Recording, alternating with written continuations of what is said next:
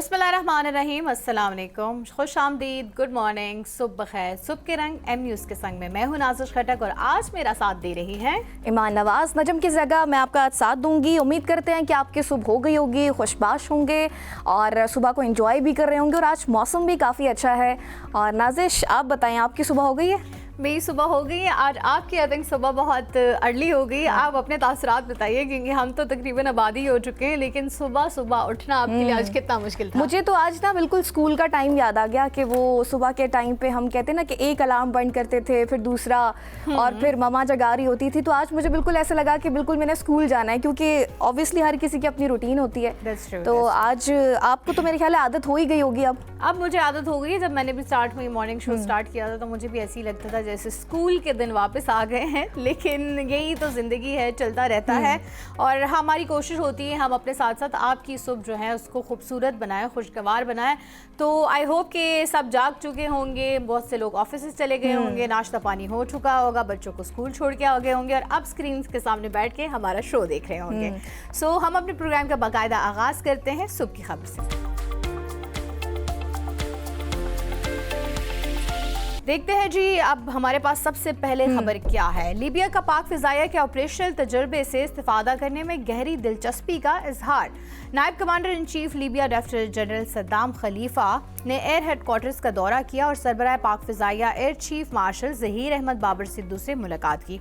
ISPR के मुताबिक Libya के वफ्द को national aerospace science and technology park के जरिए पाक फिजाइया के इकदाम से आगाह किया गया, जबकि वफ्द ने पाक फिजाइया के फ़िज़ाई और ज़मीनी अमले के ऑपरेशनल तजर्बे से इस्तिफादा करने में भी दिलचस्पी का इजहार किया है। आप सबको जैसे कि नॉलेज में है ही कि मार्के हक में जो कामयाबी पाकिस्तान को मिली, हमारे फ़िज़ाई जो ऑपरेशंस हुए, जितने हमने जहाज़ गिराए हैं, जो ज़मीनी कार्रवाई हुई, तो हमारे जो पाक फ़िज़ाइया की अप्रिसिएशन है वो इस वक्त आलमी और ग्लोबली बहुत ज़्यादा हो गई हैं। सब पाकिस्तान की जो एयर फोर्सेस हैं उनको बहुत सराह रहे हैं और ये भी आई थिंक बहुत अच्छा इकदाम है।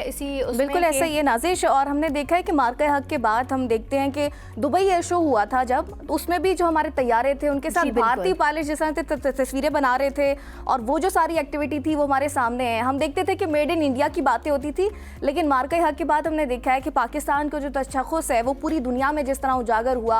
अब पूरी दुनिया में हमारे पासपोर्ट की इज्जत है, पाकिस्तान की इज्जत है। अब देखें जैसे बोर्ड ऑफ पीस में हमारी शमूलियत हुई, वहाँ पर पाकिस्तान का जाना, फिर ट्रंप का ये कहना कि मेरे फेवरेट फील्ड मार्शल, और फिर शहबाज शरीफ के साथ वो जो मुस्कुराहटों का तबादला था, ये तो इस चीज़ को बताता है कि पाकिस्तान जो है वो दुनिया में अब जिस तरह से ग्रो कर रहा है और पॉजिटिवली उसका इमेज उजागर हो रहा है। और ये जो चीज़ें हैं, जो दौरे हो रहे हैं, जैसे ईरान के वफ्द का आया है यहाँ पर, अब लीबिया का वफ्द आया है, ये काफ़ी एक अच्छा जेस्चर देता है कि दोबारा से हमारे रिलेशनशिप जो हैं वो इंटरनेशनली रिवाइव हो रहे हैं। हमने देखा था कि एक वक्त में पाकिस्तान काफ़ी आइसोलेशन में चला गया था, लेकिन मार्के हक के बाद हम देख रहे हैं कि पाकिस्तान बहुत आगे जा रहा है, ताल्लुकात बहुत बेहतर जो है बहुत बेहतर हुए हैं और हमारी दुआ है कि इंशाल्लाह मज़ीद हम बेहतरी की तरफ जाएंगे, आगे बढ़ेंगे। और हमारे पास अगली खबर क्या है, भारत में क्या हुआ है? भारत में हमेशा की तरह भारत ने आज खेल को भी दोबारा से सियासत की नज़र कर दिया।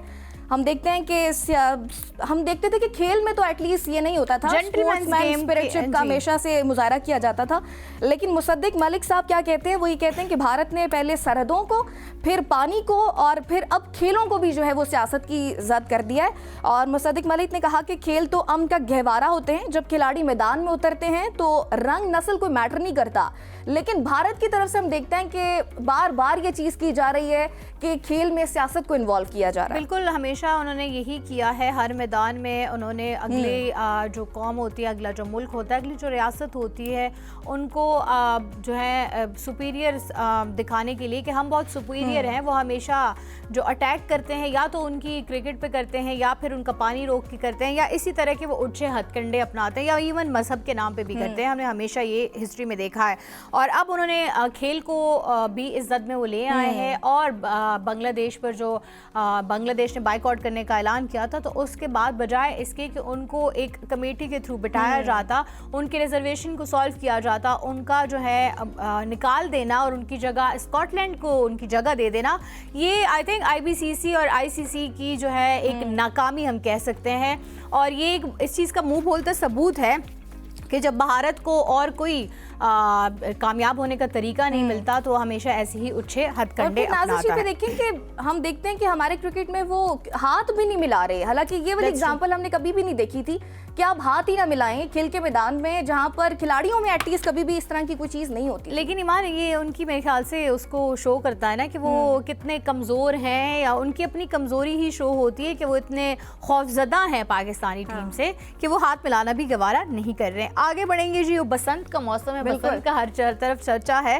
لاہور میں بسنت پر ایئرپورٹ سے ملحقہ علاقوں میں پتنگ بازی پر پابندی عائد کر دی گئی ہے. انتظامیہ کی جانب سے نوٹیفیکیشن جاری ہوا ہے جس کے مطابق ایئرپورٹ کے اطراف میں طیاروں کے ٹیک آف اور لینڈنگ والے علاقوں میں پتنگ بازی پر پابندی لگا دی گئی ہے. بہت اچھی نوٹیفیکیشن ہے, بہت اچھا اقدام ہے. سب سے پہلے تو یہ قدم ہی بہت نہایت جو ہے ہم اس کو پذیرائی ملی ہے کہ بسنت جو ہے وہ 20 سال بعد بالکل لاہور میں دوبارہ سے وہ روایت ان کی جاگ رہی ہے. جی, روایت بھی جاگ رہی ہے. اور وہ یہ ہے کہ ایک تو حکومت کی طرف سے باقاعدہ اس کا نوٹیفیکیشن جاری ہونا, اجازت دینا اور پھر اس کے لیے سیکیورٹی انتظامات دیکھنا, یہ ایک بہت خوش آئند بات ہے. جہاں پر ٹک ٹاک بھی نازش ہم دیکھ رہے ہیں کہ لوگ کتنے خوش ہیں, اور جو حکومت پنجاب نے اس کے بارے میں اقدامات کیے ہیں, راڈز لگانے کی بات کی گئی ہے, سیفٹی کو بڑے مد نظر رکھا گیا ہے, اور میرے خیال ہے کچھ سموسوں کی بھی بات کی جا رہی ہے کہ وہ بھی دیے جائیں گے جو لوگ بسنت میں حصہ لیں گے. آپ ویسے بسنت مناتی ہیں, آپ پتنگ اڑاتی ہیں؟ نہیں, ویسے مجھے شوق بڑا تھا بچپن میں بسنت منانے کا اور گڈی اڑانے کا, لیکن کبھی شاید اس لیول تک جا ہی نہیں سکے ہیں. بس دور سے پتنگ اڑانا آتا ہے, مطلب کوئی اگر اڑائی ہوئی پتنگ آپ کو پکڑا دے تو اس کو آپ قابو کر لیں گے؟ نہیں, مجھے نہیں لگتا. قابو کرنا بھی بہت مشکل ہوتا ہے, ہوا کا پریشر بہت زیادہ ہوتا ہے. ایک چیز اور نازش میں آپ سے یہ پوچھنا چاہوں گی کہ کیو آر کوڈز کی بات کی جا رہی تھی, اور مریم نواز صاحبہ نے بھی کہا کہ جو پتنگیں ہوں گی اور جو ڈور ہوگی اس پہ کیو آر کوڈ ہوگا. میرا آپ سے ایک معصومانہ سوال ہے کہ وہ کیو آر کوڈ والی جو ڈور ہوگی, اگر وہ گڈی کٹ جائے گی تو پھر اس کو ٹریس کیسے کیا جائے گا؟ بہت اچھا سوال ہے. جو پتنگ اڑائیں گے وہی اس کا جواب دے سکتے ہیں. ویسے تو مجھے بھی پتنگ اڑانے کا انریلسٹک بات ویسے مجھے لگی ہے کل سن کے کہ یہ سب چیزیں کیسے ہوں گی, لیکن ہم امید کرتے ہیں کہ اوور آل اچھا رہے اور کوئی بھی ایسا ناخوشگوار واقعہ پیش نہ آئے, کیونکہ لوگ یہ بھی کہہ رہے ہیں کہ ظاہر ہے ڈور ہوتی ہے اور پھر وہ جو لوگ خلاف ورزی کرتے ہیں اور وہ پھر ہماری ریکویسٹ آپ سے یہی ہے کہ ماحول کو خوشگوار ہی رکھیں, اپنا خیال بھی رکھیں, کیونکہ پتنگ اڑاتے ہوئے زمینی اس پہ بھی مناظر پہ بھی نظر رکھنی ہوتی ہے, اپنا بھی خیال رکھنا ہوتا ہے. جیسے میں نے اس دن بھی بتایا تھا کہ یہ نہ ہو کہ پتنگ اڑاتے اڑاتے آپ ہی چھت سے اڑ جائیں. بچے بڑے اس چیز میں ہوتے ہیں, بچے کوئی گڈی کٹ رہی ہو نا تو بچے بڑے بھاگ رہے ہوتے ہیں, اور وہی ایک ریزن بھی ہوتی ہے کہ پھر اس طرح کے واقعات بھی ہوتے ہیں کہ بچے چھت سے گر بھی جاتے ہیں. بہت سارے ایسے واقعات بہت سارے ہم نے ماضی میں دیکھے ہیں, سو اپنا ڈھیر سارا خیال رکھنا ہے. آگے بڑھیں گے جی. برطانیہ اور پاکستان کے تعلقات انتہائی مضبوط اور مثبت ہیں, اور یہ کہنا ہے برطانوی وزیر داخلہ کا. ان کا مزید کیا کہنا ہے؟ انہوں نے گفتگو کے دوران برطانوی امیگریشن سسٹم میں موجود سقم دور کرنے کو اولین ترجیح قرار دیا, اور کہا کہ قانونی اور غیر قانونی امیگرینٹس دونوں ہی امیگریشن سسٹم کا استحصال کرتے چلے آ رہے ہیں. برطانوی وزیر داخلہ کا یہ بھی کہنا تھا کہ وہاں پہ اسٹریٹ کرائمز جو ہیں وہ بڑھ رہی ہے, لیکن ساتھ ہی ان پر قابو پانے کے لیے پولیس جو ہے ریفارمز میں مثبت وہ آ رہی ہیں. شبانہ محمود کا یہ بھی کہنا تھا کہ ان کی شناخت برٹش انگلش برمنگم کی رہائشی مسلمان کی ہے, جس کے والدین کا تعلق آزاد کشمیر سے ہے اور انہیں اس پر فخر ہے. ہم نے بہت عرصے سے ہم یہ دیکھتے آ رہے ہیں, اب یو کے میں تقریباً پاکستانوں کی اور مسلمانوں کی جو آبادی ہے وہ بہت ہی بڑھ گئی ہے, اور اس حوالے سے یو کے کی جو وزیر خارجہ ہیں ان کا بھی یہ کہنا ہے کہ ان کے تعلقات جو ہیں وہ بہت مثبت ہیں اور بہت اچھے جو ہیں مزید ہو رہے ہیں روز بروز. تو یہ بھی پاکستان کے لیے ایک بہت مثبت کہہ سکتے ہیں, کیونکہ ہماری سفارتی تعلقات جتنے زیادہ ہوں گے اتنی ہی ایون ہمارے ایکسپورٹس بڑھنے کا بھی اندیشہ ہوتا ہے, اور یہ ایک مثبت تبدیلی ہے جو ہمیں دیکھنے میں آئے گی. اچھا نازش, اس میں پاکستانی کھانوں کا بھی ذکر کیا گیا ہے, اور جو وزیر داخلہ ہیں برطانوی انہوں نے یہ کہا ہے کہ پاکستانی کھانوں کی بڑی شوقین ہے وہ, اور اسپیشلی انہوں نے پالک گوشت اور قیمے کا بھی ذکر کیا ہے. ویسے مجھے بھی پالک گوشت بہت پسند ہے, اس میں کوئی شک نہیں, لیکن پاکستان کی کھانوں کی جہاں ہم بات کریں, جتنا پاکستان میں ٹورزم زیادہ ہوا ہے, جتنے یہاں پر فورن سے لوگ آتے ہیں سیاحت کے لیے, وہ ہمیشہ یہاں سے اگر کچھ اور انہیں پسند آئے نہ آئے, ویسے پاکستان کا لینڈسکیپ بھی بہت اچھا ہے, وہ بہت پسند کرتے ہیں, لیکن پاکستان کے کھانوں کی جتنی تعریفیں ہوتی ہیں وہ جتنی میں بھی کروں تو ایون کم ہے. ورسٹیلٹی کے ساتھ بھی لے کر جاتے ہیں, یہاں کے جو خصوصی حلوہ جات وغیرہ ہوتے ہیں لوگ اپنی فلائٹس میں بھی لے کر جا رہے ہوتے ہیں. لے کے جانا چاہیے, ویسے یہ پوائنٹ آپ کا اچھا ہے. میری بھی باہر نیکسٹ آپ جب جائیں گی تو مجھے بتائیے گا, میں آپ کے لیے ضرور بھجواؤں گی. अगली स्टोरी की जानिब नाज़िश बढ़ते हैं। सानिया गुल प्लाजा की तहकीकात में अहम इंकशाफात हुए हैं नाज़रीन, और पुलिस को मेज़ 9 फर्स्ट फ्लोर और सेकंड फ्लोर के अलबत्ता सीसीटीवी फुटेजेस जो हैं वो अभी तक नहीं मिल सकी हैं, और इंक्वायरी कमेटी में आते ज़दगी के 20 मिनट की सीसीटीवी फुटेजेस हासिल कर ली गई हैं, और मेज़ 9 फ्लोर की सीसीटीवी फुटेज का मुकदमा और इंक्वायरी का हिस्सा भी बना लिया गया है। और रिपोर्ट में मज़ीद क्या कहा गया है, और इसमें ये बताया गया कि 10:15 बजे के करीब ये आग लगी थी और दुकानें उस वक्त खुली थी, और सीसीटीवी में 11 बजे तक दुकानदार वहां बैठे भी नजर आ रहे हैं। फायर ब्रिगेड और रेस्क्यू टीमों ने शर्म को निकालने के बजाय आते ही पानी भी मारना शुरू कर दिया। ज़्यादातर अफराद निकल गए थे, जबकि 20 से 30 अफराद जो थे वो उसी शॉप में रुक गए थे। तो ये एक अहम डेवलपमेंट है जो सानिया गुल प्लाजा के हवाले से सामने आई है। बिल्कुल एक अफसोसनाक वाक़या था नाज़िश, और हर आंख इसके बारे में अश्कबार थी और पूरी फ़ज़ा सोगवार रही कराची की।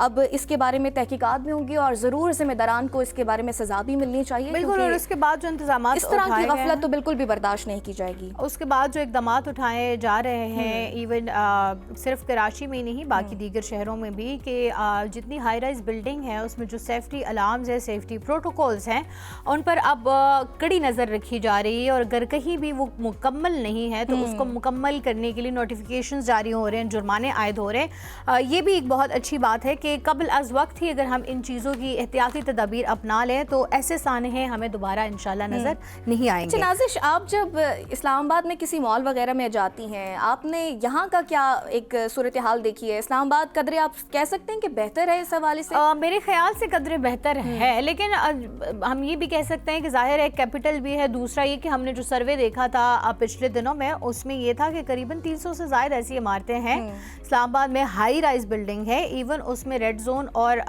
सेक्रेटरीट की जो बिल्डिंग है, क्योंकि बहुत पुरानी इमारतें हैं, राइट, सो उनमें भी सेफ्टी के जो प्रोटोकॉल्स हैं वो पूरे नहीं हैं। ये सर्वे अभी किया गया है, सो उनको उन्होंने अहकामात जारी किए हैं कि आप अपने बिल्डिंग्स में आप अपने जो है सिक्योरिटी इंतजामात मुकम्मल करें, नहीं तो इसको सील कर दिया जाएगा। सो ये एक बहुत अच्छी डेवलपमेंट है जो हमें देखने में आ रही है। हमारे टाइम पे तो हम देखते हैं कि स्कूल्स में भी बड़ी एक्सरसाइज होती थी, फायर ब्रिगेड का अमला आता था और आग लगने के बाद की सूरत हाल बताई जाती थी, और हमें क्लासेस भी बताई जाती थी, क्योंकि हमारा एक कॉन्सेप्ट बन गया है कि आग जो है वो सिर्फ एक चीज़ की होती है और वो सिर्फ पानी से बुझती है। हालांकि आग की दीगर इकसाम होती हैं और इसकी मुख्तलिफ चीज़ें होती हैं। फोम से भी आग बुझ सकती है, फिर आपको रोल भी होना पड़ता है, फिर आपको एग्जिट का पता होना चाहिए। तो ये जो अवेयरनेस है, मुझे लगता है कि ये अब हमारे लोगों में काफ़ी कम है, क्योंकि बेसिकली कोई इवेंट होता है, पहले हमें इसके बारे में अवेयरनेस ज़्यादा दी जाती थी, स्कूलों में बाकायदा इसकी ट्रेनिंग होती थी, एक एक क्लास होता था जिसमें हमें फर्स्ट एड ट्रेनिंग दी जाती थी।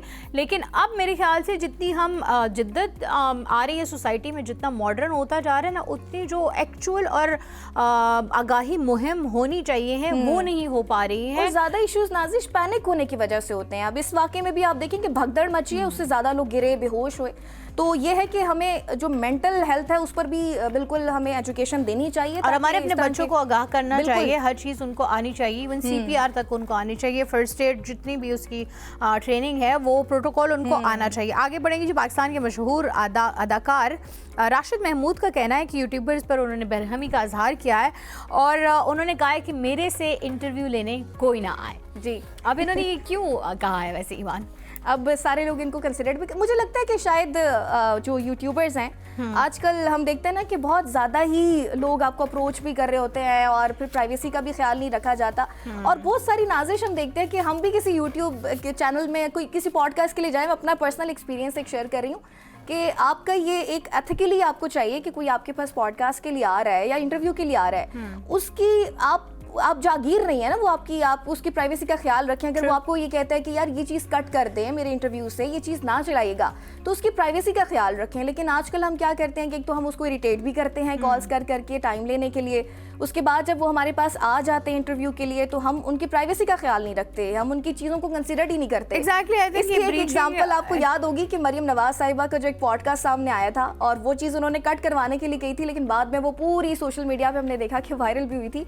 तो इस طرح की भी सूरत हाल होती है कि अब लोग तंग आ गए हैं और मेरे ख्याल है कंसीडर भी करना चाहिए, उन्होंने कहा कि मत आए अब इंटरव्यूज के लिए। उनका मेरे ख्याल से आपकी बात बिल्कुल दुरुस्त है कि हम बहुत सारे ना वो जो एथिकल और जो वैल्यूज़ होती थी जर्नलिज्म की या फिर किसी भी प्रोफेशनल एक उसकी कैटेगरी की, वो अब हम कहीं ना कहीं लैक बहुत ज़्यादा कर रहे हैं। हम जो ज़्यादा चाह रहे होते हैं बस जी रेटिंग्स आए, लोग हमें व्यूज़ ज़्यादा मिले, हमारा कंटेंट वायरल ज़्यादा हो जाए, और इस चक्कर में हम जो एथिकल जो वैल्यूज़ जो मॉरल्स होते थे वो कहीं पसे पुश डाल रहे हैं। हमें इस चीज़ का ख्याल रखना चाहिए। दूसरी चीज़ शायद जो मुझे लगता है कि उनकी नज़र में होगी कि यूट्यूबर्स जो कंटेंट बेसिकली वायरल होने के लिए करते हैं ना, वो ऐसे सवाल करते हैं कि जो बिला वजह ट्रिगर करते हैं, अगले की प्रोवोक करने की कोशिश करते हैं, और उसका आपकी पर्सनालिटी से कोई दूर दूर तक ताल्लुक नहीं होता। वो सिर्फ और सिर्फ अपने आप को वायरल होने के लिए ऐसा कंटेंट क्रिएट करना चाहते हैं कि जिससे अगले की वो पेशेंस लेवल चेक करने वाली बात होती है। सो आई थिंक इस वजह से भी कि कंटेंट अगर आप देखें, अच्छा कंटेंट भी बहुत वायरल होता है, और अच्छे कंटेंट की मेरे ख्याल से मस्बत एक हमें नैरेटिव भी नज़र आता है, लोग उससे अच्छी चीज़ सीखते हैं, नॉलेज आती है, अवेयरनेस आती है।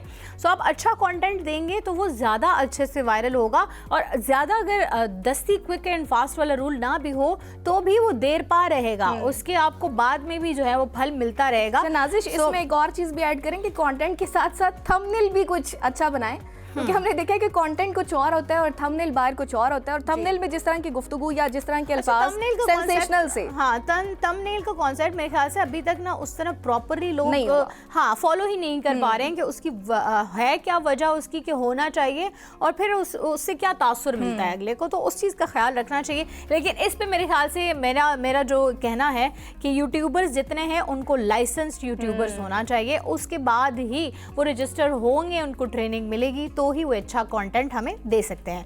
आगे बढ़ेंगे जी। पाकिस्तानी निजात अमरीकी म्यूजिक डायरेक्टर हन्नान हुसैन ने एक और बड़ा एजाज अपने नाम कर लिया। एक म्यूजिक अवार्ड्स हैं जिनका नाम है स्लियो, में उनको की वीडियो को बेहतरीन डायरेक्टर का अवार्ड जो है मिला है। उससे पहले भी कबल भी उनको ग्रैमी अवार्ड्स में भी नामजद किया गया था, और उस ग्रैमी अवार्ड्स की नामजदगी की जो कैटेगरी है वो है बेहतरीन म्यूज़िक वीडियो।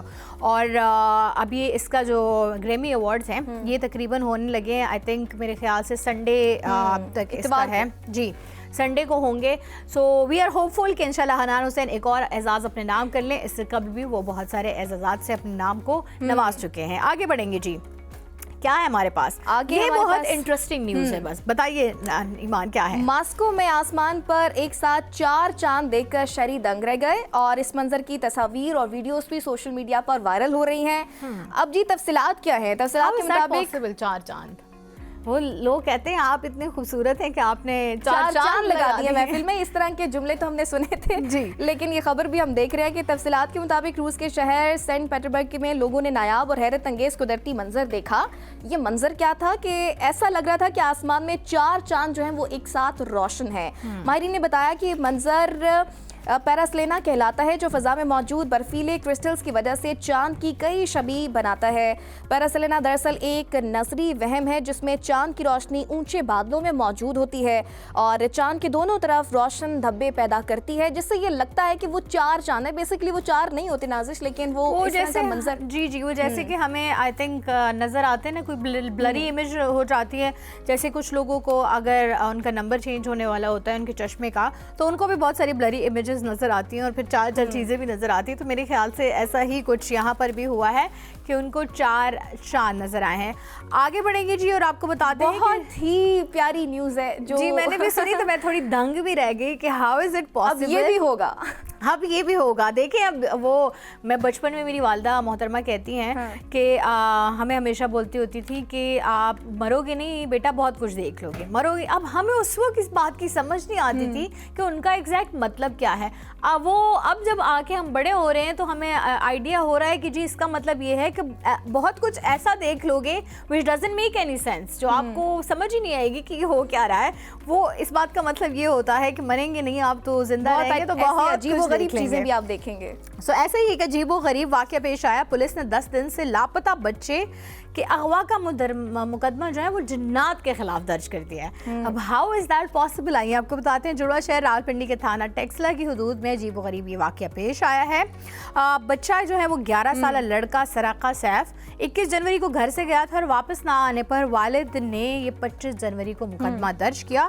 ان کا کہنا ہے کہ جنات ان کو کئی بار پہلے بھی گھر سے بگا کے لے کے گئے ہیں، لیکن کچھ دن بعد یا کچھ ٹائم بعد وہ واپس آ جاتے ہیں. لیکن اس بار ایسا ہوا ہے کہ بہت دن گزرنے کے بعد ان کا بچہ واپس نہیں آیا اور ان کو پتا ہے کہ یہ جنات کا ہی کام ہے، اس سے پہلے بھی وہ ایسا کرتے رہے ہیں. تو انہوں نے جا کے مقدمہ درج کر لیا. اور اس سے قبل لاہور میں بھی ایک ایسا ہی واقعہ پیش آیا تھا جس میں ایک خاتون نے اپنی بیٹی کی اغوا کا مقدمہ جو ہے وہ جنات کے خلاف درج کیا. نازش اب مجھے آپ یہ بتائیں کہ یہ جنات کو سزا کیسے دی جائے گی؟ میرا سوال یہاں یہ کہ وہ والے جو مقدمہ تھا جو لاہور والا تھا اس پہ عدالتی کارروائی بھی ہوئی تھی. اب میں انٹرسٹڈ ہوں اس کارروائی کی جانچ پڑتال کرنے میں کہ انہوں نے کیا الزام کس پر عائد کیا اور اس کا فائنل ڈیسیجن کیا آیا ہوگا، کس کو سزا ملی ہوگی. بالکل ایسے ہی. اور جن کو آپ سزا کیسے دے سکتے ہیں؟ مجھے تو لگتا ہے جو سزا دے گا نا پھر جن اس وقت کہیں اس کو بھی نہ سزا دے دے، جو بات ہے کہیں ان کو بھی جو ہے وہ اغوا نہ کر لیں. لیکن نازش یہ ایک اچھا بہانہ ہے. آئندہ آپ اگر آفس کے لیے لیٹ ہونا تو آپ نے جنات اٹھا کے لے گئے، جنات لے گئے تھے راستے میں سے.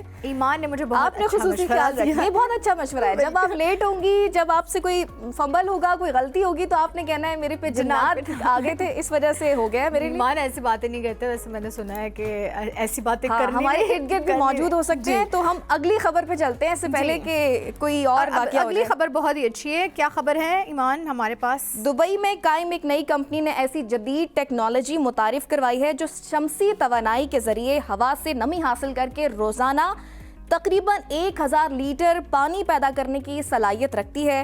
ماہرین کے مطابق یہ نظام شمسی پینل سے حاصل ہونے والی توانائی کے ذریعے ہوا میں موجود نمی کو جمع کر کے صاف پانی میں تبدیل کرتا ہے، جسے پینے اور روزمرہ استعمال کے لیے قابل استعمال بنایا جا سکتا ہے، اور خاص طور پر ان علاقوں میں جہاں پانی کی کمی ایک بڑا مسئلہ ہے. یہ کافی اہم ڈیولپمنٹ ہے نازش، جہاں ہم بات کرتے ہیں کہ پانی کی قلت کا سامنا ہو سکتا ہے. جی دبئی میں بہت ایسی ڈیولپمنٹس ہو رہی ہیں. پانی سے گاڑی بھی چلائی جا رہی ہے اب تو. جی دبئی میں میرے خیال سے پانی کا سب سے زیادہ ضرورت بھی ہوتی ہے کیونکہ بارشیں بہت کم ہوتی ہے. آل تو ابھی تو کلائمیٹ چینج کی وجہ سے وہاں بھی ہم سے زیادہ اس بار بارشیں وہاں ہوئی. ایون میں نے وہاں برف باری ہوتے ہوئے بھی دیکھی ہے دبئی میں. پہلی بار ہم نے ایسا موسم نہیں دیکھا. دبئی میں کبھی برف باری نہیں ہوتی لیکن اس بار ہم نے وہ بھی دیکھا ہے. سو اب موسمیاتی تبدیلی سے جو جتنے نقصان ہماری اس کو ہو رہے ہیں، ہماری زمین کو ہو رہے ہیں، ہر جگہ پانی کی قلت کا مسئلہ جو ہے عنقریب درپیش ہوگا ہی. تو یہ شمسی توانائی کے ذریعے پانی بنانے کا پاکستان کے حوالے سے بھی نازش کہا جا رہا ہے نا کہ 2030 تک یا 35 تک ہم دیکھتے ہیں کہ پاکستان کو بھی جو ہے وہ پانی کی قلت کا سامنا ہو سکتا ہے. اور اس کے لیے کہا جاتا ہے کہ ڈیمز بنائیں. جس طرح تو یہ کافی ایک اچھی چیز ہے کہ اگر اس کو پاکستان بھی امپلیمنٹ کرتا ہے تو جس طرح اس میں لکھا ہے کہ صحرائی اور خشک علاقوں میں جو ہے وہ چیز حل ہو سکتی ہے. تو پاکستان کے بھی جو صحرائی علاقے ہیں، خشک سالی ہے جہاں پر، وہاں پر اگر یہ ٹیکنالوجی بھی پاکستان میں امپلیمنٹ ہو جائے، جیسے اس سے قبل بھی ہم دیکھتے ہیں کہ پنجاب حکومت کافی اچھے اقدامات بھی کر رہی ہے، کچھ مشینز بھی لائی گئی ہیں کینسر کے علاج کے لیے، اس پر بھی آگے چل کر بات کریں گے. لیکن یہ ٹیکنالوجی اگر پاکستان بھی فالو کر لیتا ہے، یہاں بھی آ جاتی ہے، تو میرے خیال ہے پانی کا مسئلہ عنقریب پاکستان بھی ایسی جو ہے اڈاپٹ کرے گا. اور انشاءاللہ ایسے پاکستان آج کل ہم دیکھ رہے ہیں ٹیکنالوجی میں جتنا آگے بڑھ کے حصہ لے رہا ہے، اور ایون جتنی نئی ٹیکنالوجیز آ رہی ہیں اے آئی کے بعد اسپیشلی. ہاں تو I think we are hopeful فل کہ ہمارے پائپ لائن میں بھی ایسی بہت ساری چیزیں ہوں گی. بٹ ڈیفینیٹلی ہمیں بہت ساری چیزیں قبل از وقت نہیں پتہ ہوتی ہیں، وقت آنے پر ہی پتہ چلتی ہیں. اسی امید کے ساتھ ہم اس سیگمنٹ کا خاتمہ کریں گے. چھوٹی سی بریک لیں گے، بریک سے واپس آئیں گے. کہیں جائیے گا.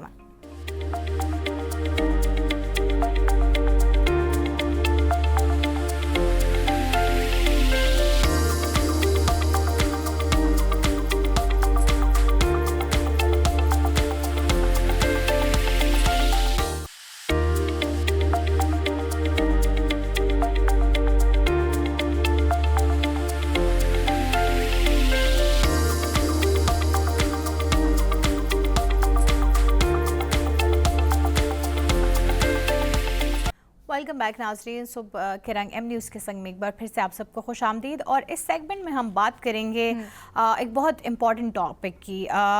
آپ کی توجہ دلانا چاہیں گے CDA کیپٹل ڈیولپمنٹ اتھارٹی، جو اسلام آباد کو ہم بنانے کے لیے اور اس میں جو جتنے بھی ایون ہم کہتے ہیں کہ نئے اقدامات ہوتے ہیں، کوئی ڈیولپمنٹ ہوتی ہے انفراسٹرکچر کے حوالے سے، اسپیشلی صفائی کا نظام جو ہے وہ ہماری CDA کا اس جو ہے انچارج ہوتا ہے، وہی دیکھتے ہیں. لیکن اس میں ایک اہم چیز کی طرف جو توجہ ہم دلانا چاہ رہے ہیں وہ ہے کہ جتنی ہائی رائز بلڈنگ ہے، ٹھیک ہے، وہ آیا جو ہے اکارڈنگ ٹو دا پلان ہے کہ نہیں، ان کے میپس جو بھیجے گئے تھے وہ اس کے مطابق بنی ہے کہ نہیں، اور اس کے ساتھ ہی جتنی غیر قانونی ڈیولپمنٹس ہوئی ہیں اسلام آباد میں، اس کے گرد و نواح میں، وہ اکارڈنگ ٹو CDA پلانز جو ہوتے ہیں اس کے مطابق ہے کہ نہیں. اگر نہیں ہے، غیر قانونی ہے، تو ان کے خلاف کارروائی کرتی ہے، جن میں کارروائی میں نوٹسز کا اجرا ہوتا ہے، ان کی سیلنگ ہوتی ہے، اور ایسی بہت ساری اقدامات اٹھائے جاتے ہیں، ایون کہ ان کو ڈیمولش بھی کرایا جاتا ہے. لیکن یہ جو ہے آل اراؤنڈ ہم کہہ سکتے ہیں کہ امینڈمنٹ ہے CDA کی 2023 میں بلڈنگ کنٹرول ریگولیشنز جو 2020 کا تھا اس میں امینڈمنٹ کی گئی تھی 2023 کی، اور اس کے مطابق ان کو ڈیمولش کرایا جاتا ہے. اب اس بل میں کیا ہے، CDA کیا اقدامات اٹھاتا ہے، CDA کی اتھارٹی کے انڈر آتی کیا کیا چیزیں ہیں، یہ سب بات کریں گے. اور ساتھ ہی آپ کو یہ ایک پوائنٹ آف ویو دینا چاہیں گے کہ CDA جو کام کر رہا ہے اس کے پیچھے جو ہے وہ قانونی کارروائی ہوتی ہے تبھی وہ کام کرتا ہے. اگر کسی کا جیسے کوری روڈ پہ جو ہے ایک کچھ نوٹسز دیے گئے سیلنگ کے، کیونکہ وہاں پر غیر قانونی ہوئی تھی، بلڈنگز بنی تھی، اور اسی طرح بہت ساری اور جگہ ہیں. ان سب کے بارے میں ہم بات کریں گے. اس سیگمنٹ میں ہمارے ساتھ موجود ہیں ڈاکٹر سیدہ انم فاطمہ، ڈائریکٹر DMA ہیں. السلام علیکم. وعلیکم السلام. سیدہ انم فاطمہ، سب سے پہلے تو آپ ہمیں یہ بتائیں کہ CDA کے ڈائریکٹرشپ کے شعبے سے آپ کب سے منسلک ہیں اور اب تک جو ہے آپ کیا اقدامات اٹھا چکی ہیں؟ مجھے ہو گئے ہیں یہاں پہ تقریباً 11 months، اور انفورسمنٹ کا charge because it also rest with me. تو جو ہماری انلیگل تعمیرات ہیں اس کے حوالے سے، یا جو انلیگل ایسی چیزیں جن کو بائی فورس ہٹانے کی ضرورت ہے، اس کے لیے جو ہے ادارے کے متعلقہ departments they write to me, اور پھر ہم اس کی لیگل کارروائی پوری کرنے کے بعد اس کو ہٹاتے ہیں. ٹھیک. اچھا، سب سے پہلے میں آنا چاہوں گی جو آپ لوگوں کا بل ہے CDA کا بلڈنگ کنٹرول ریگولیشن 2020، ٹھیک ہے، اس بل کے تحت کون کون سی جو بلڈنگز ہیں وہ غیر قانونی قرار دی جاتی ہیں؟ لیکن جو بلڈنگ کنٹرول ہے وہ ایک سپریٹ CDA کا ڈپارٹمنٹ ہے، اور ان کے کچھ بائی لاز ہیں. وہ بائی لاز 2 ٹائم پہ چیک کیے جاتے ہیں، جب بلڈنگ بن رہی ہوتی ہے اس کا نقشہ اپروو کرنے کے ٹائم پہ، اور پھر لیٹر سٹیج پہ جو انڈیپینڈنٹ انسپیکشنز ہوتی ہیں یا جو کمپلینٹس ہوتی ہیں اس کی بیسس پہ کہ اگر کسی نے نقشے کی خلاف ورزی کی ہے. In case it has been done, تو بلڈنگ کنٹرول اپنا ایک کیس بنا کے دے فارورڈڈ ٹو می، اور اس کے بعد ہم بلڈنگ کنٹرول کی ٹیمز کے ساتھ جا کے وہاں پر ریلیونٹ سیلنگس کر دیتے ہیں، یا اگر ان سیلنگس کے بعد بھی اگر وہ چینج نہیں آتا، وہ اپنی بلڈنگ میں چینج نہیں کرتا، تو اس صورت میں ڈیمولش کیا جاتا ہے. جو کامن ہمارے یہاں پہ کازز ہوتے ہیں اس میں یہ ہوتا ہے کہ واش رومس کو انکروچ کر کے جو ہمارے مراکز کے واش رومز ہیں اس کے اندر کمرشل شاپس بنا دی جاتی ہیں، یا جو پبلک یوٹیلیٹی کی جگہ ہوتی ہے کسی بھی بلڈنگ کے اندر اس کے اندر کمرشلائزیشن ہو جاتی ہے. تو عام طور پہ اس کو ریورس کر لیتے ہیں. جب ونس اتھارٹی ٹیکس ایکشن تو فائن امپوز ہوتا ہے، کوئی نہ کوئی پینلٹی لگتی ہے، ٹائم دیا جاتا ہے. Most cases that is reversed. اگر نہیں ہوتا تو then we have to take coercive measures. Anam صاحبہ، جیسے آپ نے بھی خود بات کی کہ نقشے سے پہلے یہ ساری چیزیں چیک کی جاتی ہیں، تو پھر میرا آپ سے یہی سوال ہے کہ پھر یہ تعمیرات ہو کیوں جاتی ہیں، پھر بعد میں ڈیمولش بھی کرنی پڑتی ہیں، پھر ایک تاثر یہ بھی آتا ہے کہ عوام بیچاری بے گھر ہو گئے؟ آئی تھنک اس کے اندر جو بلڈنگ کنٹرول ڈپارٹمنٹ ہے they are taking measures, because that's not my department. وہ اپنی کیپیسٹی بھی بلڈ کر رہے ہیں کہ ایک ان کی جو ایک تو ہے نا کہ انفورسمنٹ پوسٹ فیکٹو ایک چیز ہونے کے بعد انفورسمنٹ کی جائے، لیکن جس طرح آپ نے کہا کہ سائڈ بائی سائڈ ان کی سرویلنس میکینزم اتنا اسٹرانگ ہو کہ ایک تو ان کو اطلاع جلدی ہو جائے، ارلی کوئی اس کا سینسر کوئی سسٹم ہو جس کے through they have an early warning, اور ارلی وارننگ ایشو کر دی جائے. بٹ اگین جو رول آف لا ہے اس کو پھر امپلیمنٹ کرنے کے لیے جو پینلائزیشن ہے، and penalization that is also very consistent, it's the most effective way to implement rule of law. اگر 3-4 بلڈنگس کے اوپر یہ ہوتا ہے ایکشن، اس کے بعد اگلی والی بلڈنگس موسٹلی نہیں کرتے. اچھا انم، میں اس طرف آنا چاہوں گی، نو آفینس ٹو اینی ادارہ، لیکن ہمارے پاس عوام کا پرسپیکٹیو آتا ہے. ظاہر ہے جو عوام بولتی ہیں ہم وہی سنتے ہیں. تو عوام کا جو پرسپیکٹیو ہے کہ یہ ڈیمولشنگ جو ہو رہی ہے اس سے پہلے ان کو اقدامات اٹھانے چاہیے تھے. سو ہمارا بھی وہی سوال بنتا ہے کہ ہاں جب یہ کام ہو رہے تھے, جب یہ تعمیرات ہو رہی تھی, تب ان لوگوں کو اپنی کیونکہ ظاہر ایک بلڈنگ تعمیر ہوتی ہے تو ایون اس ٹائم پہ بھی انسپیکشن کے لیے CDA کی ٹیم کو جانا ہوتا ہے. It is their responsibility to check that, isn't it? اگر وہ اپنی ریسپانسبلٹی پہ اس ٹائم غفلت برتتے ہیں تبھی ہمیں یہ بعد میں ڈیمولش, لیکن ظاہر ہے جب ڈیمولش ہوتے ہیں تو اس میں عوام کا پیسہ لگا ہوتا ہے, وہ ان کو تو تکلیف تو ہوتی ہے. There are ways to look at it. جو انفورسمنٹ کے اندر ہم میکنزم فالو کرتے ہیں وہ سیٹلائٹ میپنگ ہے. فار انسٹنس جو ہمارے پاس انلیگل کنسٹرکشنس پرٹیکولرلی جو کمپلینٹ آتی ہے, بنی گالا کا جو زون 3 ہے, جو ایریا جہاں پہ جو نیشنل پارک کا ایریا, سید پور کا ایریا جو نیشنل پارک کا ایریا ہے, جو ڈپلومیٹک انکلیو کے قریب سینسٹیو لوکیشنز ہیں جہاں پہ اکثر گرین کور کا فائدہ اٹھاتے ہوئے لوگ کر لیتے ہیں انکروچمنٹ. اب اس میں 2-3 ایشوز آتے ہیں. ایک تو اتھارٹی کی آپ کی جو کیپیسٹی ہے, people are not everywhere, اور particularly senior officers are not everywhere. اس سے یہ جو ہمارا جونیئر اسٹاف فارمیشن ہے, کبھی کبھار ان کی لیبس کا یا ان کی لیگزٹی کا فائدہ اٹھایا جاتا ہے. بٹ جو آپ کی جیو سیٹلائٹ میپنگ ہے, that gives you a very clear picture of when that said encroachment happened. اور بجائے اس کے کہ ہم شکایت کے اوپر کارروائی کریں, ہم ایک ایریا دیکھتے ہیں اور اس کے اوپر ہم سیٹلائٹ میپنگ کرتے ہیں. Once we have done that we check the utility records, اور اس کے بعد ہم اس کے سمیت نوٹسز سرو کرتے ہیں کہ آپ نے یہ بلڈنگ 2010 میں کیسے بنائی, آپ کے پاس اس کا کوئی پروف آف اونرشپ تھا یا کوئی پرمیشن تھی کسی ادارے سے. That has yield very good results, کیونکہ اس سے ایک تو وہ بندے کو بھی جس کو ہم نوٹس دیتے ہیں اس کو پتہ چل جاتا ہے کہ یہ کوئی انتقامی کارروائی نہیں ہو رہی, یہ پوری لوکیلٹی میں ہو رہی ہے. اور it's a very consistent policy because we have applied it successfully in Saidpur, we have applied it in Muslim colony, we are applying it in Bani Gala.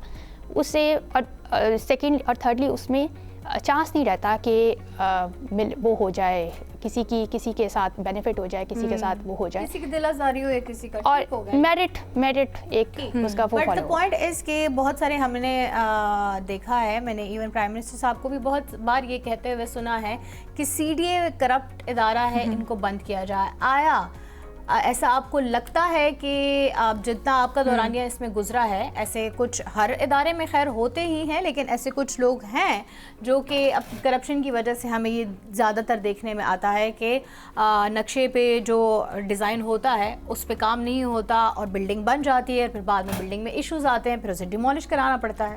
Again یہ بلڈنگ کنٹرول سے بہت specific question ہے, میرا وہ department نہیں ہے, but building control کی I am sure they are taking all the measures. Statement کے بارے میں کیا کہنا چاہیں گے؟ نہیں, I have no opinion on that. آباد کے کون سے وہ سیکٹرز ہیں جہاں پر سب سے زیادہ غیر قانونی تعمیرات کی جو ہے وہ نشاندہی ہوئی ہے؟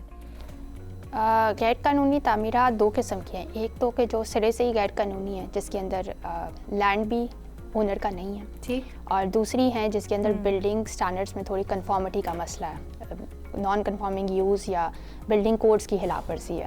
تو جو سرے سے ہی غیر قانونی ہے وہ تو زیادہ یہ ہمارے ایف سیکٹر میں بڑی امام کے ارد گرد کی کچھ آبادیاں ہیں, ڈپلومیٹک انکلیو کے ارد گرد کچھ آبادیاں ہیں جس کو کافی حد تک ہٹا بھی دیا گیا ہے. جو ہمارے نیشنل پارک کے اندر سیدپور کے اندر جو ڈیولپمنٹ ہو گئی انلیگل تھی, گرین کور کے اندر کر دی گئی, لینڈ گریبرز نے لے کے اس کو بلٹ اپ کر کے اس کو رینٹ پہ دے دیا.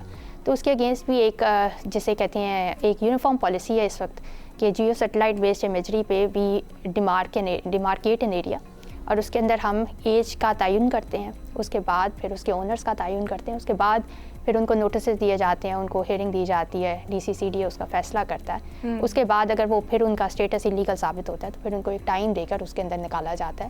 سیدپور نیشنل پارک کے اندر جو ہمارا نیشنل پارک کے اندر سیدپور کا جو ایریا آ رہا ہے اس میں ہم نے 350 کنال اس طرح ریٹریو کرایا. اب that part will be reused for replantation, جو اس کی ری وائلڈنگ کی جائے گی نیشنل پارک کی فرام دیٹ ریٹریوڈ لینڈ.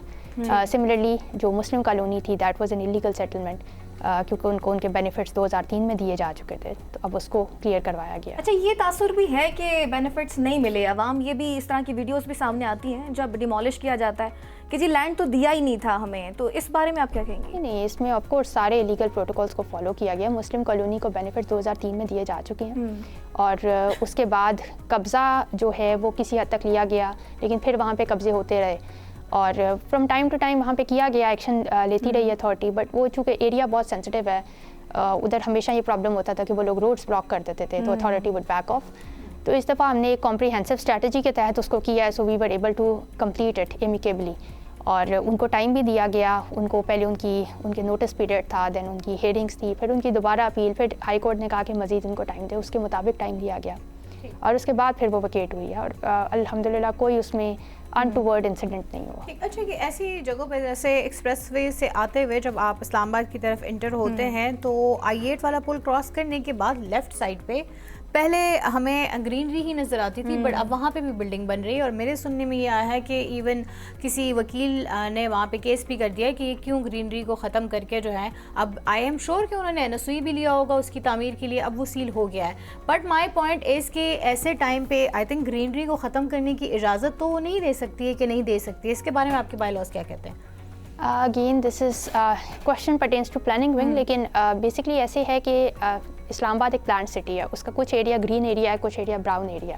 اب ایسا ہوتا ہے کہ براؤن ایریا جب استعمال میں نہیں ہوتا تو it also appears green, because اس میں بھی جو ہے greenery obviously when it's not being used, تو اسلام آباد is such a fertile land کہ وہاں پہ بھی گرینری ہو جاتی ہے.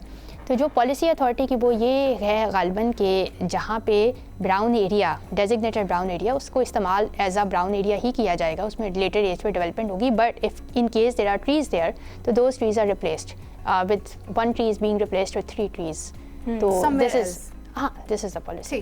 اچھا, اور دوسرا یہ کہ کسی سٹی میں اسلام آباد کی مثال لے لیں, کتنا پرسنٹ جو ہے وہ گرینری ہونی چاہیے اور کتنی پرسنٹ ڈیولپمنٹ ہونی چاہیے؟ ڈپینڈ کرتا ہے. جو انٹرنیشنل اسٹینڈرڈز ہیں وہ تو بہت نیچے ہیں, اسلام آباد ماشاء اللہ اس سے بہت اوپر ہے. اسلام آباد کا آئی تھنک جو پرسنٹیج ہے وہ تقریباً 30% ہے, جو انٹرنیشنل اسٹینڈرڈ ہے وہ 5%, 3 to 5% کی بات کرتے ہیں. تو Islamabad is already very green, but we have to keep that greenery, we have to keep that greenery. اس کی وجہ سے بھی کافی ایشوز آ رہے ہیں نا, ہاؤسنگ سوسائٹیز بن رہی ہیں, اس کی وجہ سے بھی کافی آپ کا لینڈ وہاں پر انگیج ہو گیا ہے.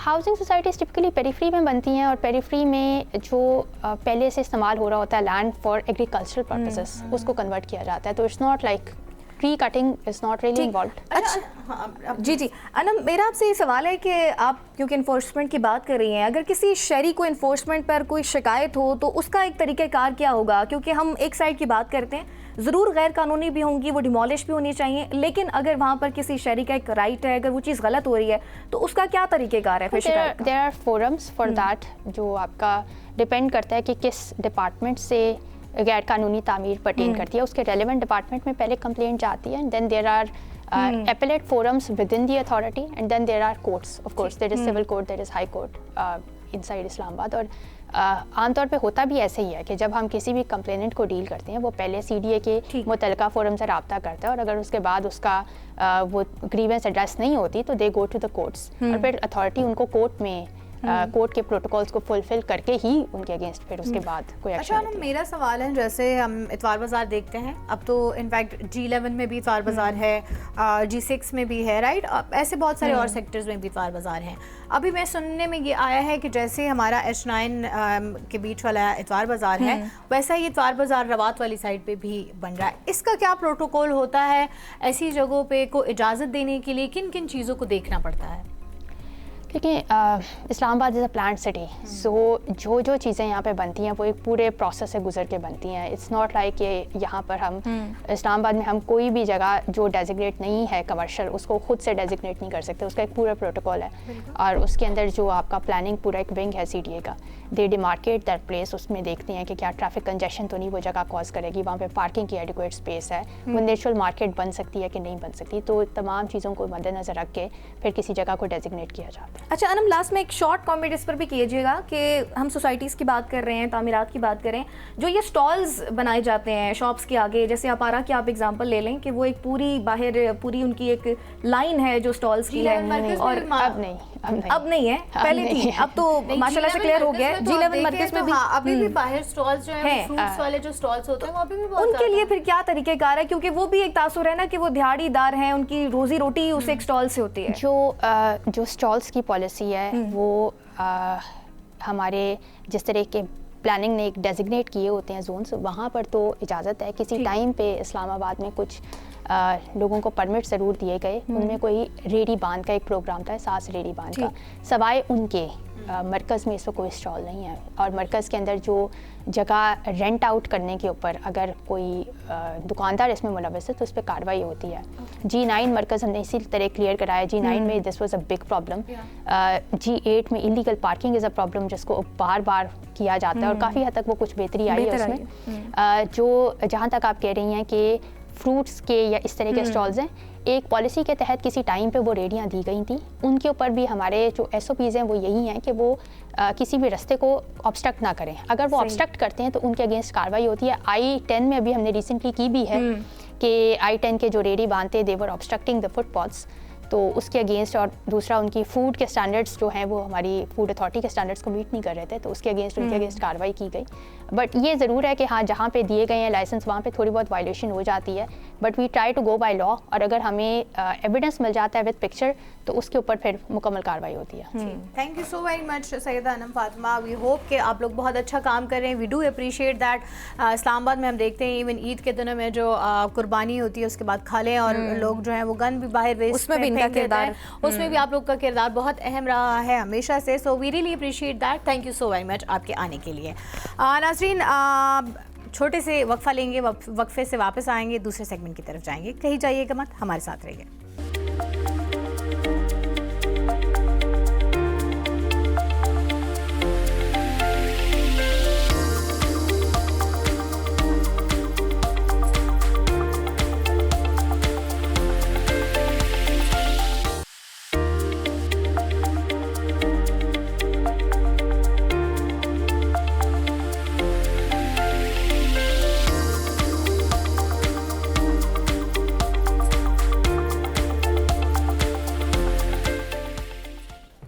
वेलकम बैक नाज़रीन। सूप के रंग एम न्यूज़ के संग में एक बार फिर आपको कहेंगे खुशामदीद। और अगले सेगमेंट की जानिब बढ़ते हैं और आज वर्ल्ड कैंसर डे के हवाले से हम बात करेंगे। कैंसर एक नाज़रीन मोज़ी बीमारी है जो जिस्म की खलकियात की गैर मामूली नशोनुमा के बायस पैदा होती है और बर वक्त तवज्जो ना दी जाए तो फिर ये मज़ीद मुश्किलात भी पैदा करती है और मुख्तलिफ जिस्म के हिस्सों तक भी फैल सकती है। आलमी इदारा सेहत के मुताबिक दुनिया भर में हर साल लाखों अफराद कैंसर का शिकार भी होते हैं और जान की बाजी भी हार जाते हैं, जिसमें बड़ी तादाद ऐसे मरीज़ों की होती है जिनमें मर्ज़ की तशख़ीस ही नहीं होती। और ये काफ़ी अहम बात है कि हमारे यहाँ इतनी अवेयरनेस नहीं है और बहुत सारे लोग जब हॉस्पिटल में जाते हैं तो उनको पता चलता है कि उनके कैंसर की लास्ट स्टेज है या सेकंड लास्ट स्टेज है। हालांकि तशख़ीस बड़ी इंपॉर्टेंट है और आपको फर्स्ट स्टेज में या बड़ी इनिशली भी हो जाती है अगर आप उसका बर वक्त जो है बिल्कुल ईमान, बर वक्त तशख़ीस जो है वो सबसे ज़्यादा इम्पोर्टेंट, सबसे पहला मरहला ही वही है। आपको टाइम पे पता चलेगा तो ही आप एहतियात की तरफ जा सकते हैं, एहतियात की तरफ जाएंगे तो ही आप मेडिकेशन की तरफ जा सकते हैं। लेकिन मेडिकेशन जो है वो जितना वो लेटर स्टेज पर जाता जाएगा उतनी उसकी मेडिकेशन ज़्यादा होती है। सो बर वक्त तशख़ीस उसकी सबसे पहला मरहला है। इसी सेगमेंट पर बात करने के लिए बहुत इंपॉर्टेंट है, जितनी इसके बारे में आगाही हो उतनी ही कम है, क्योंकि ये पाकिस्तान में अब ज़्यादा हमें बढ़ता हुआ दिखाई दे रहा है। और इसी पर बात करने के लिए, आपके सवालों के जवाब देने के लिए हमारे साथ मौजूद हैं doctor Mohammad फ़रीक, consultant radiation oncologist है। अस्सलाम वालेकुम सर, प्रोग्राम में वेलकम करते हैं और शुक्रिया भी कहते हैं आपकी तशरीफ़ आवरी का।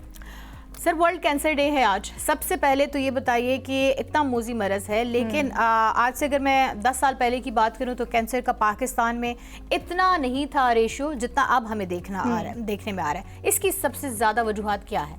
जी, थैंक यू वेरी मच। बड़ा वैलिड सवाल है। 4 फरवरी जो है वो आलमी आगाही मुहिम का दिन है, जिसमें हम जो ग्लोबल इनिशिएटिव्स हैं कैंसर के बर्डन को कम करने के लिए उस पर बात करते हैं। और उसका प्राइमरी मकसद ये है कि कम्युनिटीज़ में या अपने अवाम में हम इसके तासुर को लेके आएँ कि ये बढ़ती हुई बीमारी है। आज के दिन में अगर हम बात करें तो WHO जो आलमी इदारा सेहत है वो ये कहता है कि जो सबसे ज़्यादा अमवात इंसानों में होती हैं वो हार्ट डिजीज़ की वजह से हैं, लेकिन 2030 या इसके बाद नंबर 1 कॉज ऑफ डेथ जो है वो कैंसर होगा। तो कैंसर की जो बढ़ती हुई वजूहात हैं वो आपकी हम उसको 4 हिस्सों में डिवाइड कर सकते हैं। 90% कैंसर्स जो हैं वो बढ़ती उम्र के साथ होते हैं, लेकिन हम अपने क्लिनिक्स में देखते हैं कि बहुत यंग एज में लोगों को कैंसर हो रहे हैं, जिसमें कोलोरेक्टल कैंसर है जो बड़ी आंत का एंड का हिस्सा है, या ब्रेस्ट कैंसर है, या और कैंसर्स हैं। अब तो मैं हेड एंड नेक भी देखता हूँ कि बहुत मुंह और नाक कान गले के कैंसर यंग एज में आ रहे हैं। तो ज़्यादातर जो इनका ताल्लुक है वो आपकी ग़िज़ा या आपकी लाइफस्टाइल, जैसे आप آپ کی ہیبٹس کہتے ہیں، شیشہ، تمباکو، گٹکا، الکوہل. ظاہر ہے کہ پاکستان میں الکوہل اتنی تو نہیں پی جاتی، لیکن بہت سارا طبقہ ایسا ہے، خاص طور کا پینٹرز کا جو اسپرٹ پیتے ہیں یا الکوہل کا یوز کرتے ہیں، اور آپ کے انوائرمنٹ. تو یہ 3 بیسک چیزیں ہیں جن سے کینسر تیزی سے بڑھ رہا ہے. اس کی تشخیص کے جو جز ہیں وہ بھی اب پاکستان میں بہت زیادہ ایزیلی اویلیبل ہو گئے ہیں، گورنمنٹ سیکٹر میں بھی، پرائیویٹ میں بھی، تو اس لیے تشخیص بھی بڑھتی جا رہی ہے. کن ٹیسٹ سے اس کی تشخیص ہو سکتی ہے؟ اور آیا لیٹ سپوز میں ایک تندرست انسان ہوں، مجھے کینسر کا کوئی خطرہ ایس سچ نظر اپنے آپ میں نہیں آتا، تو کہ کون کون سے ایسے سمٹمز ہوں گے، کن کن وجوہات کی وجہ سے مجھے اپنا چیک اپ جو ہے وہ کرواتے رہنا چاہیے متواتر، تاکہ اس بیماری کے آنے سے قبل ہی انسان جو ہے وہ تشخیص کا وہ ہو جائے؟ جو کینسر کی اسکریننگ ہے وہ ایک اتنا مہنگا طریقہ ہے تشخیص کا کہ وہ پوری پاپولیشن کی نہیں کی جا سکتی. تو اس لیے کینسر کے جو معالج ہیں یا جو پریونٹیو ڈاکٹرز ہیں ان کی طرف سے یہ آگاہی ہونی چاہیے کہ ہم انڈیویجولس کو ہائی رسک میں ڈٹرمن کرتے ہیں. ایک خاتون ہونا کا مطلب ہے کہ آپ کو بریسٹ کینسر ہونے کا چانس زیادہ ہے. تو اس کی جو عمر تشخیص کی یا وداؤٹ سمٹم ہونے کی، ہم کہتے ہیں کہ آپ جب 25 سال کے ہوں تو اپنا معائنہ خود سیکھیں یا کسی معالج سے کروائیں اور اس کو سیکھ لیں اور خود دیکھتے بھی رہیں. اور 40 سال کی عمر ہو تو پھر آپ میموگرافی جسے چیسٹ بریسٹ کا ایکس رے کہتے ہیں وہ کریں. تو اس کے ذریعے تمام فیمیلز، ان کا رسک یہ ہے بریسٹ کینسر کے، وہ فیمیل ہیں اور یہ بڑی تیزی سے پاکستان میں ایک اینڈیمک کی وہ کرتا جا رہا ہے. اسی طرح جو ریپروڈکٹیو ایج میں سیکچولی ایکٹیو فیمیلز ہیں ہمارے معاشرے میں، جو شادی شدہ خواتین ہیں، ان کا پیپ سمیئر جس سے یوٹرس یا رحم کا نچلا حصہ ہے، اس کو ہم یوٹرائن سروکس بولتے ہیں، اس کے کینسر کی تشخیص ہو سکتی ہے. تو اسکریننگ اگر خواتین کی بات کریں تو اگر سگریٹ پیتی ہیں تو پھر low dose CT of the chest چیسٹ کیا جا سکتا ہے. اگر آپ 30 سال یا 30 پیک آف سگریٹ سال میں پیتے ہیں، جو کہ بہت ہی چھوٹی تعداد ہے. لوگ تو کرونک اسموکنگ یا شیشے کا استعمال بڑی شوق سے کرتے ہیں. تو سمٹم نہ ہو تو جس چیز کو آپ پک کر لیں وہ بعض اوقات پری انویسو یا اس نے کینسر میں بھی چینج ہونا ہوتا ہے تو بہت ہی کیوریٹیو ہے. تو اسکریننگ جو ہے اس جو دنیا کے ٹاپ 10 کینسرز میں 7 کینسرز یا 6 کینسرز ایسے ہیں جن کو اسکرین وداؤٹ سمٹم آپ ڈیٹیکٹ کر سکتے ہیں اور اس کو کرتے رہنا چاہیے. اسی طرح 50 سال کی عمر ہو تو کولونوسکوپی یا سٹول کا سمپل ٹیسٹ ہوتا ہے وہ کرائیں. تو اکثر لوگ ہم سے یہ سوال کرتے ہیں کہ یہ ٹیسٹ کہاں پہ ہوتے ہیں، اور یہ کافی ہم سوال ہے. جی بالکل. تو پاکستان جو ہے یہاں پہ تھرڈ ورلڈ کنٹری یا ڈیولپنگ کنٹری ہونے کے باوجود گورنمنٹ سیکٹر میں اتنے زیادہ ہاسپٹل ہیں. اگر ہم اپنے شہر کی بات کریں تو پمز ہے، فوجی فاؤنڈیشن ہے، CMH ہے، شفا انٹرنیشنل ہے، نوری اسپتال ہے. تو یہاں پہ مکسڈ آپ کو فری علاج بھی ہوتا ہے، فری تشخیص بھی ہوتی ہے اور پیمنٹ کے ساتھ بھی ہوتی ہے. تو یہ کہنا کہ علاج بہت مہنگا ہے ایک حد تک درست ہے. ہسپتالوں میں فری تشخیص ہوتی ہے؟ سب میں تشخیص نہیں ہوتی، لیکن گورنمنٹ کے ہاسپٹلز یا نوری میں ایک حد تک فری ڈیٹیکشن کی. ان کے بھی جس طرح آج ہم یہاں منا رہے ہیں وہ بھی اپنا 4 فروری کا ڈے منا رہے ہوں گے اور یہی باتیں کر رہے ہوں. فاروق صاحب، پہلے یہ تاثر تھا نا کہ فیملی ٹو فیملی ایک چیز ٹرانسفر ہوتی ہے، ہیریٹیج ہوتا ہے، لیکن اب ہم دیکھ رہے ہیں کہ ینگ لوگ بھی، کیونکہ میں نے اپنی پھپھو کے ساتھ نوری کو وزٹ بھی کیا ہے، وہاں پر بڑے ینگ لوگ جو ہیں وہاں پر موجود ہوتے ہیں. تو ینگ لوگوں میں کینسر کا پھیلاؤ کی وجہ کیا ہے؟ جی جو جس طرف میں نے پروگرام کے شروع میں بات کی تھی کہ یہ اب بڑھتی عمر کے بجائے ینگر ایج میں آ رہا ہے، تو اپنی ڈائٹ کو ذرا اس پہ دھیان دیں. سمپل چیزیں کھائیں. ہم بہت زیادہ پروسیس چیزیں کھا رہے ہیں. اب اگر آپ مارکیٹ میں کسی جگہ بھی جائیں تو آپ کو پروسیس چیزیں ملتی ہیں. اگر آپ گھی بھی لیتے ہیں یا مکھن بھی لیتے ہیں تو وہ پروسیسڈ ہوتا ہے، اس پہ لکھا ہوا نہیں ہوتا، لیکن اٹس آل پروسیسڈ. تو کوشش یہی کرنی چاہیے کہ سادہ کھائیں، کم کھائیں، آرگینک کھائیں، جو اللہ تعالیٰ نے بنایا ہوا وہ کھائیں. کیونکہ ساری ہماری جو نیکسٹ جنریشن ہے وہ زیادہ تر فاسٹ فوڈ اور پروسیس فوڈ کی طرف جا رہی ہے. تو یہ ایک میجر اور یہی ہمارے ملک کا اثاثہ ہے، انہوں نے ہمارا ملک سنبھالنا ہے. جی، تو یہ انہیں سمجھ ہونی چاہیے اس چیز کی. یہی ہمیں اسی لیے میں بھی یہی کہتی ہوں اویئرنیس جتنی زیادہ ہم کریں اتنا ہی بہتر ہے، کیونکہ یہی ہماری نوجوان نسل ہمارے ملک کا اثاثہ ہے. نوجوان نسل کی طرف آنا چاہوں گی کہ یہ تو ہم نے کر دی کہ ایک ایج گروپ جو 30 یا 25 کے بعد. سر بچوں میں بتائیے کہ بچوں میں کینسر کا ریشیو کتنا ہے اور کون کون سے کینسر جو ہیں وہ بچوں کو لاحق ہو سکتے ہیں؟ چھوٹے بچے جو ہیں پیڈیاٹک نیوپلازمز وہ بہت کم پرسنٹیج ہے. لیکن وہ زیادہ تر موروثیت کے ذریعے آتے ہیں اور ہیریڈیٹری کازز ہوتے ہیں.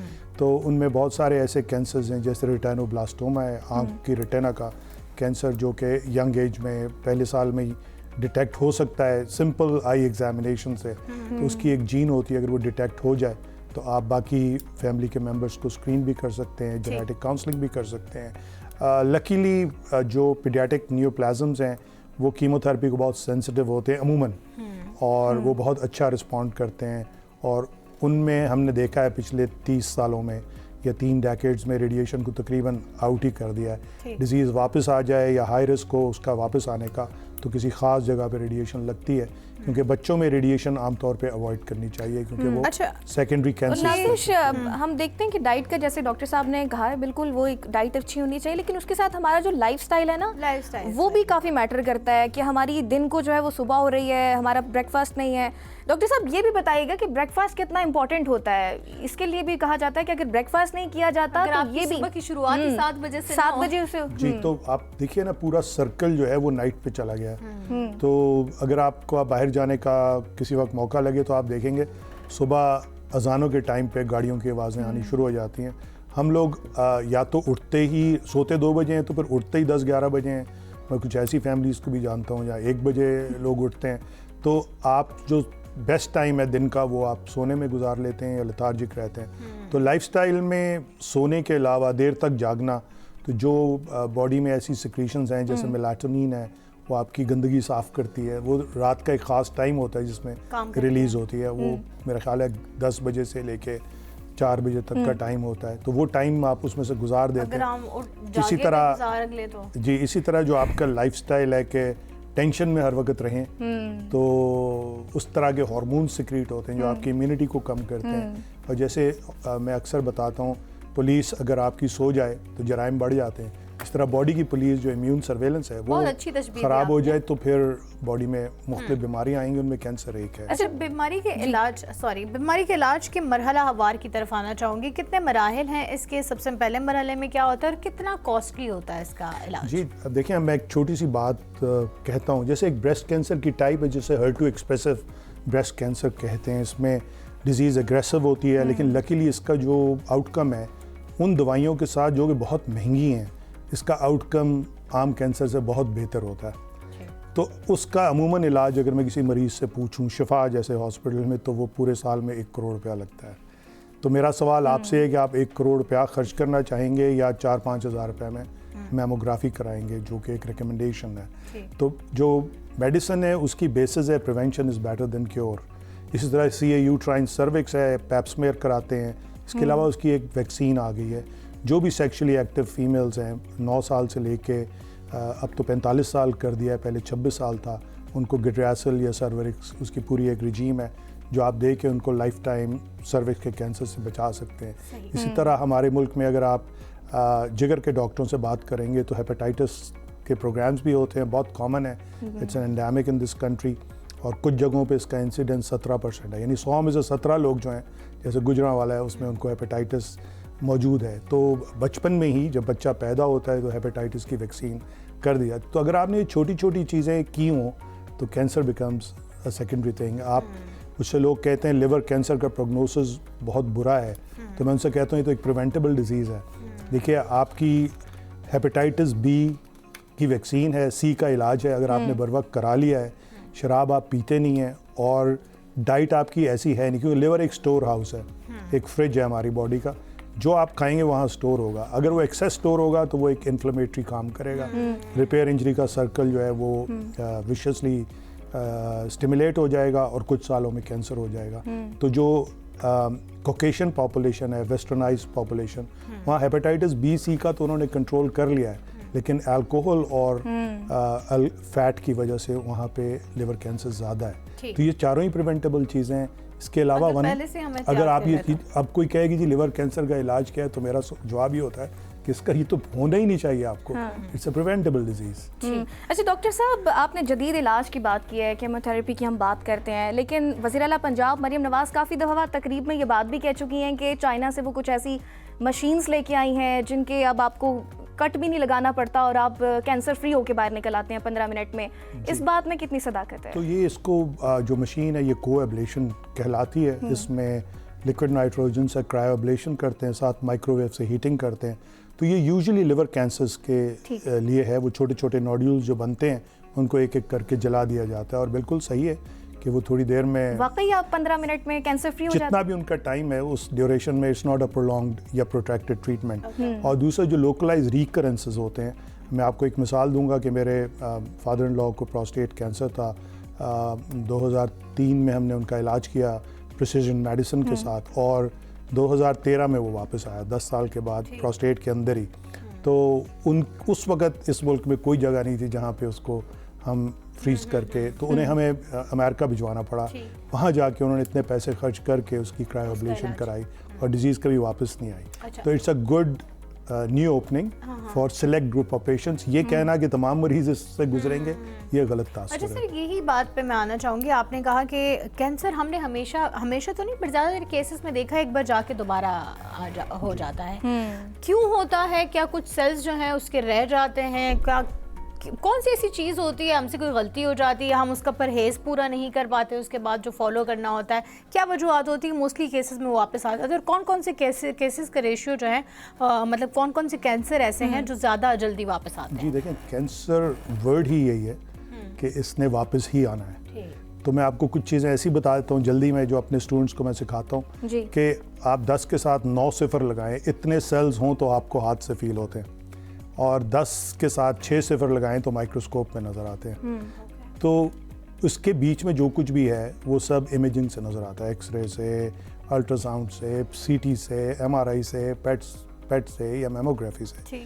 अगर 1 लाख से कम सेल्स होंगे तो हमारे पास दुनिया में ऐसी कोई चीज़ नहीं है जिसको हम मैस यानी बहुत सारे लोगों में टेस्ट करके आपको बता दें कि 2 सेल रह गए हैं। तो कैंसर का प्रॉब्लम यही है कि वो 1 से 2, 2 से 4, 4 से 8 इस तरतीब से इसको हम डबलिंग टाइम बोलते हैं। कुछ कैंसर्स का डबलिंग टाइम बहुत फास्ट होता है, जैसे हाई ग्रेड लिम्फोमास है जो कि गदूदों के कैंसर हैं, या ल्यूकीमियाज हैं। कुछ कैंसर्स का जो जैसे ब्रेन के कैंसर हैं, ग्लायोब्लास्टोमा मल्टीफॉर्म ग्रेड 4 जिसे कहते हैं, वो भी बहुत तेज़ी से बढ़ता है। लेकिन लो ग्रेड कैंसर्स जो हैं वो यूजुअली स्लो ग्रो करते हैं।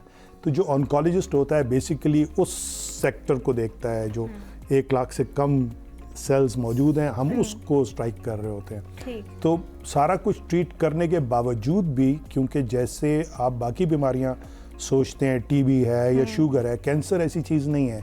कैंसर आपकी जीनियाती तब्दीली से बनता है। वो जीनियाती तब्दीली लाइफस्टाइल से आए, शीशा, सिगरेट, पान, गुटखा, अल्कोहल, या आपके डाइट से आए या एनवायरनमेंट से आए, जो एयर पोल्यूशन है या सेकेंडरी स्मोकिंग है या व्हीकल एग्जॉस्ट है, या जो इंडस्ट्रियल वेस्ट आप अपने दरियाओं में गिराते हैं, उससे जो म्यूटेजेंस बनते हैं और वो आपके जिस्म में दाखिल होते हैं, उससे कैंसर बनता है। इसी बात का मुझे जवाब दीजिए। मैंने ये भी सुना है कि वो इवन जो हम वेस्ट फेंकते हैं, इंडस्ट्रियल वेस्ट, अगर पानी में जाता है और वो फिश खाती है और वो फिश हम खा लें। बिल्कुल, अगर आपका वो वेस्ट कार्सिनोजेनिक है, मसलन आपने हाइड्स को, जिसको खाल बोलते हैं, बड़ी ईद के बाद जब जितनी खालें दुम्बे बकरों की जाएंगी, उनके ऊपर जो बीटा नेप्थाइलमीन्स होती हैं जिससे बाल उतारे जाते हैं या डाई की जाती है, वो आप ही के पानी में जाती है। वो पानी पर जहाँ जहाँ जाएगा वो डाई वहाँ आ जाएगी। वो डाई नोन है कि वो ब्लैडर कैंसर करती है। और कसूर में क्योंकि इंडस्ट्रीज थी, तो आज से 20 साल पहले इस चीज़ का हमें इल्म हो चुका था कि बीटा नेप्थाइलमीन के कंटेंट सर्वे जिसमें यही था कि जो फिश अगर हम खाते हैं और वो इंडस्ट्रियल वेस्ट खाए तो एनी चीज़, जैसे फुकुशिमा जापान में सुनामी के बाद उनका न्यूक्लियर रिएक्टर, उसकी रेडियो एक्टिविटी 100 किलोमीटर तक गई थी। तो जो फिश उसमें मुतासिर होगी वो रेडियो एक्टिव बन जाएगी, जो भी खाएगा वो रेडिएशन को एक्सपोज होगा। तो ये तो ऐसी चीज़ें जिनके लिए इल्म का होना बहुत ज़रूरी है, अवेयरनेस का होना बहुत ज़रूरी है, और एज डॉक्टर्स हमें इन सब चीज़ों का तदारुक होता है। लेकिन जनरली लोग हमसे प्रिवेंशन की बात करते हैं, जो कि हम एक तरह से सदका जारिया के तौर पे इस पर बात करते हैं। हमें जो प्राइमरीली ट्रेन किया गया है वो तो टर्शियरी प्रिवेंशन के लिए, from diagnosis and treatment. Doctor साहब, आपने बात की थी इलाज के हवाले से, अब ड्यूरिंग इलाज, क्योंकि मैंने अपनी खाला का जिक्र किया, आपको उनके साथ मैं नूरी भी जाती रही हूँ, ये जो इलाज के दौरान साइड इन्फेक्शंस हो जाते हैं, उनसे कैसे निपटा जा सकता है? जी, मुख्तलिफ किस्म की जो दवाइयाँ हैं उनके मुख्तलिफ किस्म के साइड इफ़ेक्ट्स होते हैं। तो आपके जो ऑन्कोलॉजिस्ट हैं وہ آپ کو اچھی خاصی کاؤنسلنگ کرتے ہیں کہ ہم آپ کو کیا دوائی دے رہے ہیں, اس سے کس قسم کی علامات اور کس قسم کے سمٹمز آئیں گے اور آپ نے کیا کرنا ہے. بعض اوقات کیونکہ کیمو تھراپی ہر ڈبل ہوتے ہوئے سیل کو متاثر کرتی ہے, تو باڈی میں جتنے ایسے سیلز ہیں جو تیزی سے بڑھ رہے ہیں, جس میں آپ کے بال ہیں, خون کے ذرے ہیں, میکوزل لائننگ ہے, جیسے اوپر سکن لائننگ ہے, اندر والی لائننگ کو ہم میکوزل, وہ سب چھل جاتی ہے. سر اس کے ساتھ ایک شارٹ کامنٹ اس پر بھی کیجیے گا کہ اس کی بر وقت تشخیص بھی ضروری ہے, لیکن اس کے ساتھ ساتھ آپ کی مینٹل ہیلتھ پر کتنا کام ہونا چاہیے, کیونکہ لوگوں کو جب یہ تشخیص ہوتی ہے کہ وہ کینسر ان کو ہو گیا ہے تو وہ ہمت ہی ہار جاتے ہیں کہ ہم نے علاج نہیں کرانا, کہ اس کا علاج نہیں ہے. تو یہ کلیئر کر دیں کہ اس کا علاج ہے اور بالکل آپ کینسر فری بھی ہو سکتے ہیں. دیکھیے اس میں تو پھر ہمیں ممتا سے شروع کرنا پڑے گا کہ آپ نے بچوں کو کتنی اسٹرینتھ دی ہے کہ وہ لائف کے اندر جو اپس اینڈ ڈاؤنس ان کو فیس کریں. تو کینسر جو ہے وہ, اگر میں آپ کو بھی ریسنٹ گلوبل کینسر انسیڈنٹس بتاؤں تو موڈیفائیبل رسک فیکٹرز ہیں, جس میں آپ کا لائف سٹائل اور ڈائٹ ہے. چلیں انوائرمنٹ تو ہمارے ہاتھ میں نہیں ہے, اگر ہم اسلام آباد میں کہیں کہ دھواں خارج کرنے والی گاڑیاں انٹر ہی نہیں ہو سکتی, تو یہ تو پھر نو دیٹ از پاسبل, لیکن گورنمنٹ کے لیول پہ جو ہمارا لوکل ایڈمنسٹریشن ہے ان کے, تو یہ تو انوائرمنٹل وہ ہو جائے گا. سر بہت شکریہ, بہت سارے سوال اور بھی ہم کر سکتے ہیں لیکن وقت ہمارے پاس محدود ہے. انشاءاللہ کسی اور ٹائم آپ کو دوبارہ زحمت دیں گے, لیکن آپ نے بہت اچھی کی. جتنی ہم پریونشن سے پہلے اس کے بارے میں اویئرنیس دیں, اویئرنیس ہوگی, آگاہی ہوگی تو ہی اس کی پریونشن کی طرف ہم جا سکتے ہیں. اور پریونشن آپ نے خود ہی کرنی ہے, آپ نے خود ہی احتیاط کرنی ہے, اپنا لائف سٹائل چینج کرنا ہے, اس کو مثبت بنانا ہے, تو اس کی روک تھام ہو سکتی ہے. چھوٹا سا وقفہ شامل کریں گے, وقفے سے واپس آئیں گے. کہیں جائیے گا مت, ہمارے ساتھ رہیے.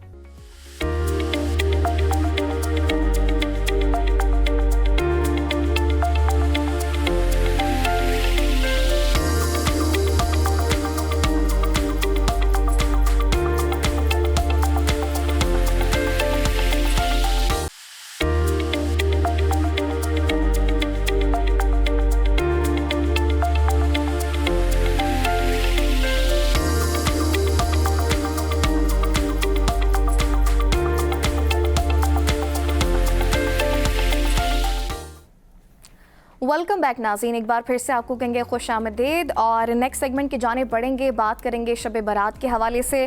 اور شب برات اسلامی کیلنڈر کی ایک بابرکت رات ہے جو 15 شعبان کو منائی جاتی ہے. اس رات کو رحمت, مغفرت اور بخشش کی رات بھی کہا جاتا ہے. مسلمان عبادت کرتے ہیں, نوافل ادا کرتے ہیں, روزہ رکھتے ہیں اور تلاوت قرآن پاک کی جاتی ہے, دعائیں مانگی جاتی ہیں, کیونکہ کہا جاتا ہے کہ اس رات کی بڑی فضیلت ہے, بخشش کی رات ہے اور اس میں آپ کی تقدیر کا بھی فیصلہ ہو سکتا ہے. روایت کے مطابق اس شب اللہ تعالیٰ نے بے پناہ رحمت کے ساتھ بندوں کی طرف متوجہ ہوتا ہے اور سچے دل سے توبہ کرنے والوں کی مغفرت فرمائی جاتی ہے.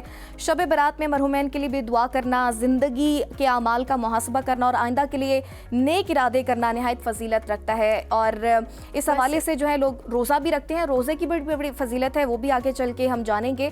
اور ویسے تو ایمان میرے خیال سے یہ ساری چیزیں ہمیں ویسے بھی اپنی زندگی میں متواتر کرنی چاہیے. ہمیں ڈیلی کی بیسس پہ بھی نماز, روزہ, حج, زکوٰۃ, ان سب چیزوں کی ہی تعلیمات دی جاتی ہے, ہمیں یہ رکھنی ہی چاہیے. لیکن اس دن کا اہتمام خاص طور پر کیا جاتا ہے اور کرنا بھی چاہیے. جتنی مقدس راتیں ہوتی ہیں ان کا اہتمام خاص طور پر کیا جاتا ہے. ایون میرے سننے میں یہ بھی آیا ہے کہ بہت سارے لوگ اس دن اگر گھر پہ بھی کھانا کھاتے ہیں تو وہ اچھا کھانا بنا کے اس کو ایک پرمسرت طریقے سے بیٹھ کے انجوائے کرتے ہیں اور بناتے ہیں, کیونکہ یہ بھی ایک طرح کی خوشی ہوتی ہے. اور اسی پر بات کرنے کے لیے ہمارے ساتھ موجود ہیں ایک بہت ہی ماہر تجربہ کار, تقریباً 17 سال کا ان کا وسیع ایکسپیرینس ہے. کینیڈین انٹرنیشنل ڈیولپمنٹ ایجنسی, آغا خان ڈیولپمنٹ نیٹ ورک, اقوام متحدہ ہو جائے یا ورلڈ بینک جیسے ادارے ہو جائیں, ان کے ساتھ بھی اپنے خدمات سر انجام دے چکے ہیں. اس وقت وہ سیرت انٹرنیشنل کی قیادت کر رہے ہیں, نپا اور پاکستان انسٹیٹیوٹ مینجمنٹ کی میں وزٹنگ فیکلٹی کے طور پر بھی وابستہ ہیں. سو اس رات پہ ہم نے ایسی بات کرنے کے لیے ایسی شخصیت کو دعوت دی ہے جو ہمیں پورے طریقے سے یہ بتائیں کہ اس رات کی کیا مقدس باتیں ہیں اور کیا ہمیں کرنا چاہیے. ویلکم کرتے ہیں سیٹ اسامہ جے چترالی صاحب کو. السلام علیکم سر. وعلیکم السلام. بہت شکریہ سر آپ کی تشریف آوری کا. سر شب برات کی بات ہو رہی ہے, اسلامی کیلنڈر کے مطابق 14ویں کی رات کو یہ منایا جاتا ہے. اس رات کی مقدس کے بارے میں بتائیں کہ کتنی مقدس یہ رات ہے اور اس دن ہمیں کیا اہتمام کرنے چاہیے. الحمدللہ والصلاۃ والسلام علی رسول اللہ, اما بعد. اچھا, جیسے آپ نے کہا کہ کیونکہ جو لیونر کیلنڈر کے مطابق 15 کی رات، کیونکہ ہم جو اسلامی کیلنڈر کے حساب سے دیکھتے ہیں وہ جیسے کہتے ہیں مغرب سے ٹائم شروع ہو جاتا ہے ہمارا. سو یعنی کل کی گریگورین کیلنڈر کے حساب سے ڈیفینیٹلی اسی دن کے جیسے کہتے ہیں، کیونکہ وہ سورج کے ساتھ چلتے ہیں، ہم چاند کے ساتھ. لیکن یہ کنفیوژن ہے لوگوں میں. ہاں رہتی ہے، اور اس میں یہ ہے کہ ڈیفینیٹلی جب آپ ہیبیچولی جیسے کہتے ہیں نا ایک ہمارے ابھی جیسے کہتے ہیں آپ عرب میں بھی چلے جائیں وہاں بھی یوزلی جو کیلنڈر ہے وہ گریگورین کیلنڈر ہی دنیا میں یوز ہو رہا ہے. پہلے جو ہے وہ ہجری کیلنڈر تھا. ابھی ایون یہاں تک کہ ہم جیسے بچوں کو بھی نا کبھی بتائیں اچھا 2 ہجری کا واقعہ 3 ہجری، وہ اس کو ریلیٹ نہیں کر پاتے. ہم جیسے بتاتے ہیں اچھا 577 AD یا اس طرح کہیں تو بچے ریلیٹ کر جاتے ہیں. تو یہ ہوتا ہے دنیا میں. تو بیسیکلی اس رات کے بارے میں جتنی بھی روایت ہیں ان کی جو کیٹیگری ہے وہ ویک ہی بیسیکلی ہے. لیکن اسکالرز یہ کہتے ہیں کہ جب اتنی جیسے کہتے ہیں نا کنٹینیوس ہمیں نریشنز مل رہی ہوں، ٹھیک ہے، روایات ہوں اور وہ ضعیف بے شک ہوں، ٹھیک ہے، لیکن وہ اتنی زیادہ اس پہ جو ہے ہمیں نریشنز مل رہی ہوں تو وہ ہم اسے ایک کیٹیگری کو نام دیتے ہیں حسن لغیرہ، کہ مطلب اس کو ایک اچھے درجے میں پریکٹس کے طور پہ کیا جا سکتا ہے. اور علماء کہتے ہیں کہ ضعیف حدیث بھی ہو تو عمل اس لیے اس غرض سے کر لینا چاہیے کہ کہیں انسان سے وہ مس نہ ہو جائے. ٹھیک ہے، ڈیفینیٹلی ہو سکتا ہے وہ ہم تک نریشن پہنچتے ہوئے بیچ میں 1-2 لوگ مس ہو گئے ہوں یا ان کی کیٹیگوریکلی ڈیفینیشن صحیح نہ ہوئی ہو. لیکن میرے خیال سے تو ہر رات ہی اللہ تعالیٰ تو کہنا وقال ربکم ادعونی استجب لکم، ٹھیک ہے، اور رسول اللہ صلی اللہ علیہ وسلم کو تو خاص کہا کہ وَمِنَ اللَّيْلِ فَتَهَجَّدْ بِهِ نَافِلَةً لَكَ، کہ اپنی رات میں سے کچھ حصہ جو ہے ہمارے سامنے کھڑے ہوا کرو. وہ تو ہے. لیکن اس رات کے بارے میں عائشہ رضی اللہ عنہ کی ایک حدیث ملتی ہے کہ آپ صلی اللہ علیہ وسلم نکلے، بقیع میں گئے، واپس آئے تو عائشہ نے پوچھا آپ ایسے گئے؟ تو انہوں نے کہا کہ یہ وہ رات ہے کہ اللہ تعالیٰ اس میں اس طرح سے جتنی بنی کلب کی بکریاں جتنے ان کے بال ہیں اللہ تعالیٰ اتنے لوگوں کے جو ہے نا گناہ معاف کر دیتے ہیں. تو اس میں یہ ہے کہ اس کو لیلۃ البراء اس لیے بھی کہا گیا، ایک رات ہے. لیکن ہاں جو ہمارے ہاں جس طرح سے مجھے ایسا لگتا ہے ساؤتھ ایشین کنٹریز میں نا ہم عبادت سے زیادہ زور حلوہ پوڑی ہاں اہتمام پہ، مطلب عبادات پہ ہمارا اتنا زور نہیں ہوتا، ٹھیک ہے.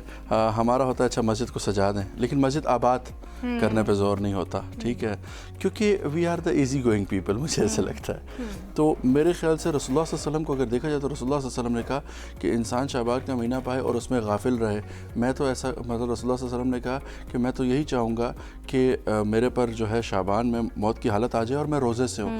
رسول اللہ صلی اللہ علیہ وسلم جو ہے وہ نوافل روزے کبھی بھی اتنے نہیں رکھتے تھے جتنے شعبان میں رکھتے تھے.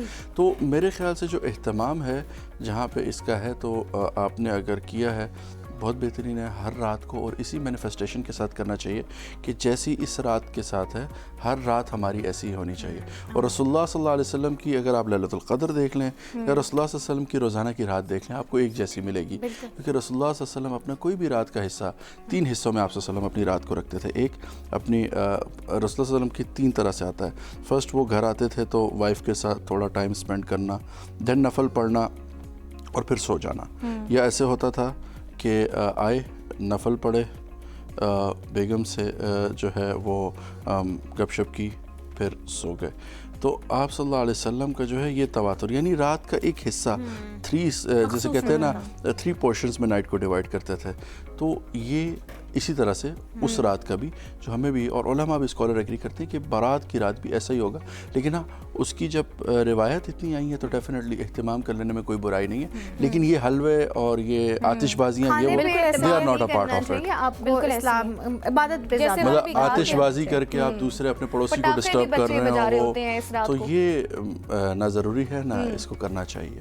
اچھا اسامہ صاحب، آپ نے بالکل اس رات کی فضیلت کے بارے میں بات کی، اہمیت کے بارے میں بات کی. ایک مسکنسیپشن شاید یہ بھی ہے کہ اس رات جو ہے وہ رزق کا فیصلہ بھی کر دیا جائے گا، آپ کی مغفرت تو اوبیسلی ہوگی، لیکن وہ جو ایک ہے کہ جی موت کا بھی اس رات ہی فیصلہ ہونا ہے کہ لکیریں بدلتی ہیں، لکیریں بدل جاتی ہیں. کہتے ہیں جی تقدیر دوبارہ لکھی جاتی ہے اس دن. اگر آپ نے کوئی ایسی چیز لکھوانی ہے، ایسے بھی بہت سارے لوگوں کا ماننا ہے، میں بہت سارے ایسے لوگوں سے ملی ہوں. اصل میں دیکھیں یہ چیزیں وہ ہیں کہ آپ خود سے نا وہ میں اس کو اس طرح کہتا ہوں، اسلام کو اپنی طرف خود حضرت ہی جیسے بنا حضرت دیا. موسیٰ علیہ السلام کے ہاں وہ آپ کو ہو کہ سورہ بقرہ میں جس وجہ سے اس کا نام بھی بقرہ ہے کہ وہ ایک بندہ قتل ہو گیا اور وہ الزام دوسرے قبیلے پر لگ گیا. تو انہوں نے حضرت موسیٰ علیہ السلام کے پاس آئے، اللہ نے کہا جی گائے ذبح کر دو. اچھا اب سیدھا اللہ کا حکم ہے گائے ذبح کر، تو آپ گائے پکڑو ذبح کرو، لیکن انہوں نے کہا اچھا اس کا رنگ کیسا ہونا چاہیے، دکھنی کیسے چاہیے، ٹھیک ہے، اس کا قد کاٹ کتنا ہونا چاہیے. اللہ نے کمپلیکیٹ اتنا کیا کہ پھر آخر میں انہیں اللہ سے ہی کہنا پڑا اللہ ایسی گائے ہمیں دکھا دیں کہ کہاں ہے.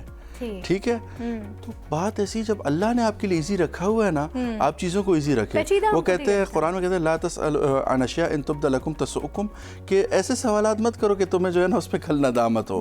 اپنے اللہ نے مغفرت اور رحمت کا اتنا وعدہ رکھا ہے. سچی میں سمجھتا ہوں میرے لیے تو شاید یہ بہت بڑی بات ہے. اللہ کہ ادعونی استجب لکم، اللہ یہ نہیں کہہ رہا کہ میرے سامنے گڑ گڑاؤ، یہ بھی نہیں کہہ، وہ کہہ رہا ہے کہ مجھ سے آواز دو، ٹھیک ہے، مجھے بلاؤ، مجھے پکارو، میں تمہیں جواب دوں گا. ٹھیک ہے، تو وہاں پہ میرے خیال سے آپ کو فوکس ہونا چاہیے. یہ لکیریں، یہ سب، یہ اللہ منٹوں میں لوگوں کی تبدیل کرتا ہے جس وقت چاہے وہ قادر ہے. بالکل. تو میری ہمیشہ ویسے یہی ہوتی ہے کہ انسان کو یہ دعا کرنی چاہیے کہ اللہ اسے اس دنیا میں بھی ان اعمال سے بچائیں جو اللہ کو ناپسند ہے، اور اس کے بعد ہمیں وہ والی دنیا عطا کرے جس کا اس نے ہم سے وعدہ کیا ہے. اور یہاں تک کہ خود یہ ہے کہ رسول اللہ صلی اللہ علیہ وسلم نے جیسے کہا حدیث میں افضل الذکر لا الہ الا اللہ و افضل الدعاء الاستغفار، کہ سب سے بہترین ذکر جو ہے وہ لا الہ الا اللہ ہے، اور جو سب سے بہترین دعا ہے وہ استغفار کی. اب یہ اس کے کہتے ہیں کہ جو بندہ کثرت سے استغفار کرے اللہ تعالیٰ اس کو مستجاب الدعوات میں سے شمار، کیونکہ انسان جب استغفار کر رہا ہوتا ہے یا اللہ سے معافی مانگ رہا ہوتا ہے تو اس کے اندر 3 چیزیں آتی ہیں جو اللہ کو بہت پسند ہے. ایک عاجزی، ایک اپنے گناہوں پر ندامت، اور ایک اپنے گناہوں پر احتساب. مطلب وہ اکاؤنٹیبل ہو جاتا ہے اپنے لیے، وہ خود ہی اپنے آپ کو اکاؤنٹیبل سمجھنے لگتا ہے. سو یہاں پہ نا وہ انسان اللہ کے ساتھ اپنا ایک کنیکشن بلڈ کرتا ہے. ٹھیک ہے، تو ہم گناہ بھی جیسے ہے سب کرتے ہیں، گناہگار انسان ہے بے شک. سر دیکھیں یہ بھی کتنے اچھے ایک ایکٹیویٹی بھی آپ کہہ سکتے ہیں کہ 15 دن بعد رمضان المبارک کا آغاز ہے، اور اس میں آپ کی آپ شروع کرتے ہیں، آپ روزہ رکھتے ہیں، ایک آپ کی ایکسرسائز بھی ہو جاتی ہے، آپ روٹین میں بھی آ جاتے ہیں، رمضان کے لیے آپ جا رہے ہیں.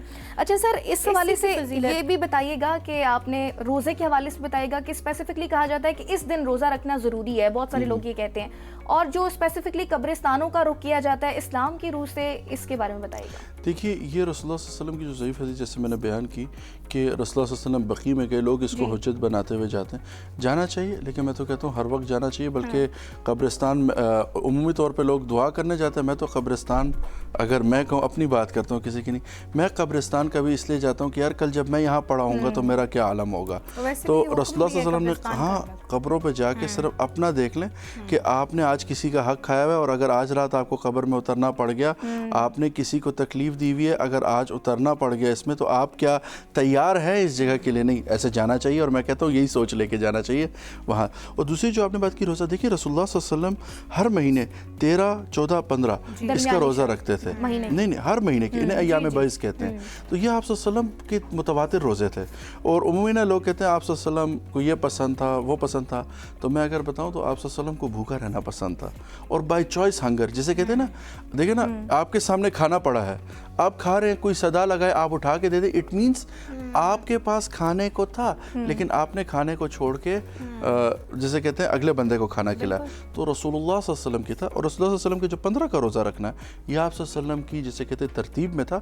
ایز سچ اسپیسیفکلی اس روزے کے حوالے سے ہمیں کوئی حدیث نہیں ملتی کہ اس دن روزہ رکھنے کا، لیکن 13، 14، 15 یہ آپ صلی اللہ علیہ وسلم لگاتار. اور شعبان میں تو کہتے ہیں کہ آپ صلی اللہ علیہ وسلم نے جتنے نفلی روزے رکھے اتنے کبھی بھی نہیں رکھے. اچھا، اسی طرف میں آنا چاہوں گی ثوابی روزے جو لوگ رکھتے ہیں. اب شعبان میں آپ نے کہہ دیا کہ حضور اکرم صلی اللہ علیہ وسلم نے بھی 3 روزے جو ہیں وہ ویسے بھی وہ رکھتے ہوتے تھے، لیکن ہر مہینے رکھتے تھے، ایام بعض کہتے ہیں نا. ٹھیک.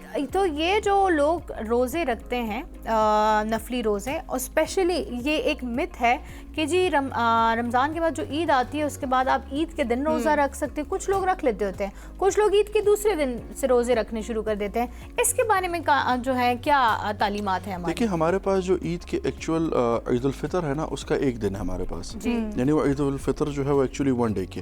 اس کے بعد سے آپ شوال کے روزے سٹارٹ کر سکتے ہیں اپنے، ٹھیک ہے، اسی دن. لیکن عید کے دن روزہ رکھنا یہ غلط ہے، ناجائز ہے، اور صلی اللہ علیہ وسلم نے اس کو سخت ناپسند کیا ہے. اور یہ جیسے کہتے ہیں نا آپ صلی اللہ علیہ وسلم نے سب سے زیادہ جس چیز کو پسند کیا وہ امت میں کسی چیز پہ ایک کلیکٹیو ایفرٹ ہو رہی ہے اور آپ اس میں انڈیویجول کوئی نقطہ نکالیں. تو اس کو تو اللہ کے رسول صلی اللہ علیہ وسلم نے بھی سخت ناپسند کیا. اور یہ تو میں تفرقے میں ہی لوں گا کہ آپ سارے مطلب عید منا رہے اور میں روزہ رکھے تو نہیں. عید الفطر جو ہے وہ جیسے کہتے ہیں کھانے کے لیے پینے کے لیے آپ خوشی کا دن ہے اس کا. ہاں البتہ جو اس سے پہلی رات آتی ہے اس کے بارے میں جیسے آتا ہے لیلۃ الجائزہ ہے. کچھ یہ راتیں ہیں جیسے جس میں تمام لوگ جو مصروف ہوتے ہیں تیاری میں. ہاں تیاری میں وہاں جو ہیں رسول اللہ صلی اللہ علیہ وسلم کا عمومی تھا کہ وہ اعتکاف سے فجر کے بعد اٹھ کے آتے تھے. ٹھیک. وہ اس رات میں اچھا اعتکاف سے اٹھنے کا جو عمل ہے وہ نماز فجر سے کے بعد ہے یا پھر لوگ جیسے ہی رات کو اعلان سن لیتے ہیں کہ صبح عید ہونے والی ہے ختم ہو جاتا ہے وہ اعتکاف ختم ہو جاتا ہے. وہ جو عمومی طور پہ لوگ رات کو لگتے ہیں وہ لیلۃ الجائزہ کہ انعام بانٹنے کا وہ وقت ہوتا ہے. اور اس ٹائم یہ ہے کہ شیطان آپ دیکھیں تو زیادہ حملہ آور ہوتا ہے. ہم زیادہ اگر آپ دیکھیں تو اچھا آپ اب دیکھیے گا کہ اس ٹائم پہ ویسے روڈیں آپ کو خالی ملتی ہوں گی لیکن ان دوز ڈیز میں کہتا ہوں پتہ نہیں عجیب جیسے آخری راتوں کا آپ صلی اللہ علیہ وسلم نے اہتمام کیا تھا راتوں کا اس میں آپ دیکھیں گے لوگ بازار میں. تو میں صرف یہ آپ کے پروگرام کے توسط سے کہوں گا کہ اپنے وقت کو قیمتی بنائے. رمضان آ رہا ہے. ہاں یہ جو 15 دن ہے اس میں چھوٹی چھوٹی ہیبٹس ڈیولپ کرنا شروع کر دیں تاکہ رمضان آپ کے لیے آسان ہو جائے. اور اس میں نفلی روزے جیسے پیر جمعرات کا ہی رکھنا شروع کر دیں. ٹھیک ہے. اچھا یہ لیلۃ القدر کے بارے میں اسلامی تعلیمات ہماری کیا کہتی ہیں؟ دیکھیں لیلۃ القدر کے بارے میں تو اللہ نے قرآن میں کہا نا انا انزلناہ فی لیلۃ القدر. ٹھیک ہے. وما ادراک ما لیلۃ. مطلب اس کا تو اللہ نے خود بتایا کہ بھائی فرشتے زمین پر اتارے جاتے ہیں.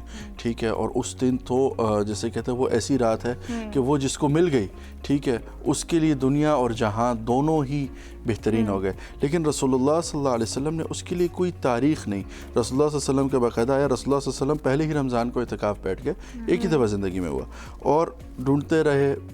پہلے عشرے میں دوسرے عشرے میں انہوں نے اعلان کیا اپنے خیمے سے نکل کے کہ میں جو ہے ایک رات ہے جس کو اللہ تعالیٰ نے مقرر کیا اور خیر و برکت والا میں اسے ڈھونڈ رہا تھا لیکن مجھے بتایا گیا وہ آخری عشرے میں. اور یہاں تک کہ رسول اللہ صلی اللہ علیہ وسلم کی ایک حدیث اور جیسے کہتے ہیں وہ جیسے کہتے ہیں اس کی اوتھینٹسٹی بھی ہے کہ آپ صلی اللہ علیہ وسلم نے کہا کہ مجھے لیلۃ القدر دکھائی جا رہی تھی لیکن دو لوگوں کے لڑنے کی وجہ سے مجھے جو ہے وہ میں اس کو نہیں دیکھ سکا. تو یہ بھی چیز ہے. تو اصل میں دیکھنا مقصود نہیں ہے. میں اس میں ایک مثال ایڈ کروں. میرے دادا جان سے ایک بات ہوئی اور میری زندگی کی وہ لرننگ تھی. میں نے کہا دادا میں نے سنا ہے وہ فلاں تھا اس نے ایسے نور دیکھا فلاں تھا اس نے یہ چیز دیکھی تو میں نے تو کبھی نہیں دیکھ سکا تو کیا مطلب میری وہ قبول نہیں ہوئی. اور نے کہا آپ سوچیں کہ آپ ٹرین میں سفر کر رہے ہیں ایک کو کھڑکی والی سیٹ مل گئی آپ کو کھڑکی والی نہیں ملی. میں نے کہا تو کہتے ہیں ٹرین کدھر جا رہی ہے. میں نے کہا ٹرین تو اپنی ڈیسٹینیشن پہ جا رہی ہے. اور کہتے ہیں کیا اس ٹرین کے اینڈ پہ آپ دونوں ایک ہی منزل پہ اتریں گے. میں نے کہا تو دادا کہتے تھے مقصود سفر ہے یہ دیکھنا دکھانا یہ اللہ کی طرف سے جس کو مل جائے اس سفر کے منزل کی طرف جو ہے کوشش کرنی ہے. اچھا اسامہ صاحب ہم شب برات کے حوالے سے بات کر رہے ہیں تو اس میں یہ بھی تاثر ہے کہ اتنے نوافل آپ نے پڑھنے ہیں اس رات سے مختص کر دیے گئے ہیں لوگوں نے. اس حوالے سے آپ کیا کہیں گے کیونکہ مختص کر دیا گیا یہ صورت آپ پڑھیں یہ نوافل پڑھیں. ہم ٹک ٹاک دیکھتے ہیں سوشل میڈیا دیکھتے ہیں اس حوالے سے بھی تھوڑا عوام کو پیغام دیں. اچھا دیکھیں 3 طرح کی چیزیں ہوتی ہیں. ایک ہوتا ہے اللہ کی طرف سے فرض ہوئی ہوتی ہے. ایک ہوتی ہے رسول اللہ صلی اللہ علیہ وسلم کی سنت ہوتی ہے. ایک ہوتی ہے صحابہ نے کوئی عمل کیا ہوتا ہے آپ صلی اللہ علیہ وسلم سے کچھ. ایک ہوتا ہے کہ بعض لوگوں نے اپنے تجربوں سے کچھ سیکھا ہوتا ہے. ٹھیک ہے. جیسے حسن بصری کا ایک بہت مشہور آپ رمضان میں سنتے ہوں کہ اگر رمضان اس جیسے کہتے ہیں نا وہ اس دن سے شروع ہو تو لیلۃ القدر اس رات کو بنے گی. تو یہ تجربات ہوتے ہیں زندگی کے. ان کو آپ اوتھینٹک تو نہیں کہہ سکتے بٹ یہ ہے کہ ہاں کسی کے تجربے کی بنیاد پہ وہ اگر کوئی مطلب آپ کو قرآن کی صورت بتا رہا ہے یا چیز بتا رہا ہے اگر اس پہ عمل کر لیا جائے تو آپ عمل اس سے کریں کہ اچھا شاید اس میں خیر.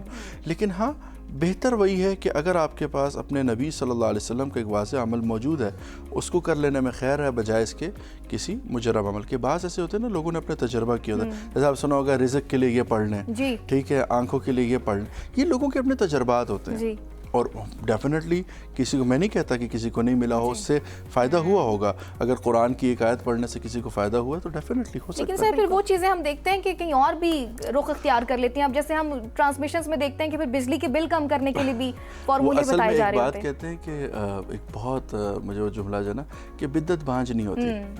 وین آپ کسی چیز کو انوویٹ کرنا شروع کرتے ہیں نا پھر وہ انوویشن کی لمٹ نہیں ہوتی ہے, وہ نئے نئے طریقوں سے, تو وہ کہتے ہیں بدعت بانج نہیں. اسی لیے جو اللہ اور اس کے رسول صلی اللہ علیہ وسلم نے ہمیں بتایا اگر ہم اس پہ رہیں تو میں سمجھتا ہوں بہت سادہ. ابھی دیکھیں نا اگر شب بارات میں یہ اسی رات ہم صرف کھڑے ہو جائیں اللہ کے سامنے تو ہمارا تو کام ہو جائے گا, لیکن میں زبردستی اپنے آپ کو مجبور کروں میں نے آج حلوے کی دیگ دینی ہے, میں نے ہر حال میں جو ہے وہ کرنا ہے, تو میں خود کے لیے مشکل بنا رہا ہوں. اللہ کو تو اللہ کہہ رہا ہے لن ینال اللہ لحومها ولا دماؤها کہ مجھے نا تمہارے یہ جانوروں کے خونوں کی ضرورت ہے نا گوشت کی ضرورت ہے, ولکن ینال التقوی منکم مجھے تم سے تقوی پرہیزگاری چاہیے. بالکل سر, کیا میسج دینا چاہیں گے؟ رمضان آ رہا ہے اور ہمیں کوشش یہی کرنی چاہیے کہ ہم جتنی قرآن کی دی ہوئی تعلیمات پہ عمل کریں, نماز روزہ زکوٰۃ قائم کریں, اتنا ہی بہتر ہے. کیا میسج دینا چاہیں گے؟ میں بس آخر میں کہنا چاہوں گا کہ جو یہ ہے نا رمضان کا بھی مقصد ہے اور اللہ نے جو مسلمان کو بھیجا ہے وہ کہا ان اکرمکم عند اللہ اتقاکم کہ تمہیں سب سے بہترین وہ ہے جو پرہیزگاری اختیار کرے.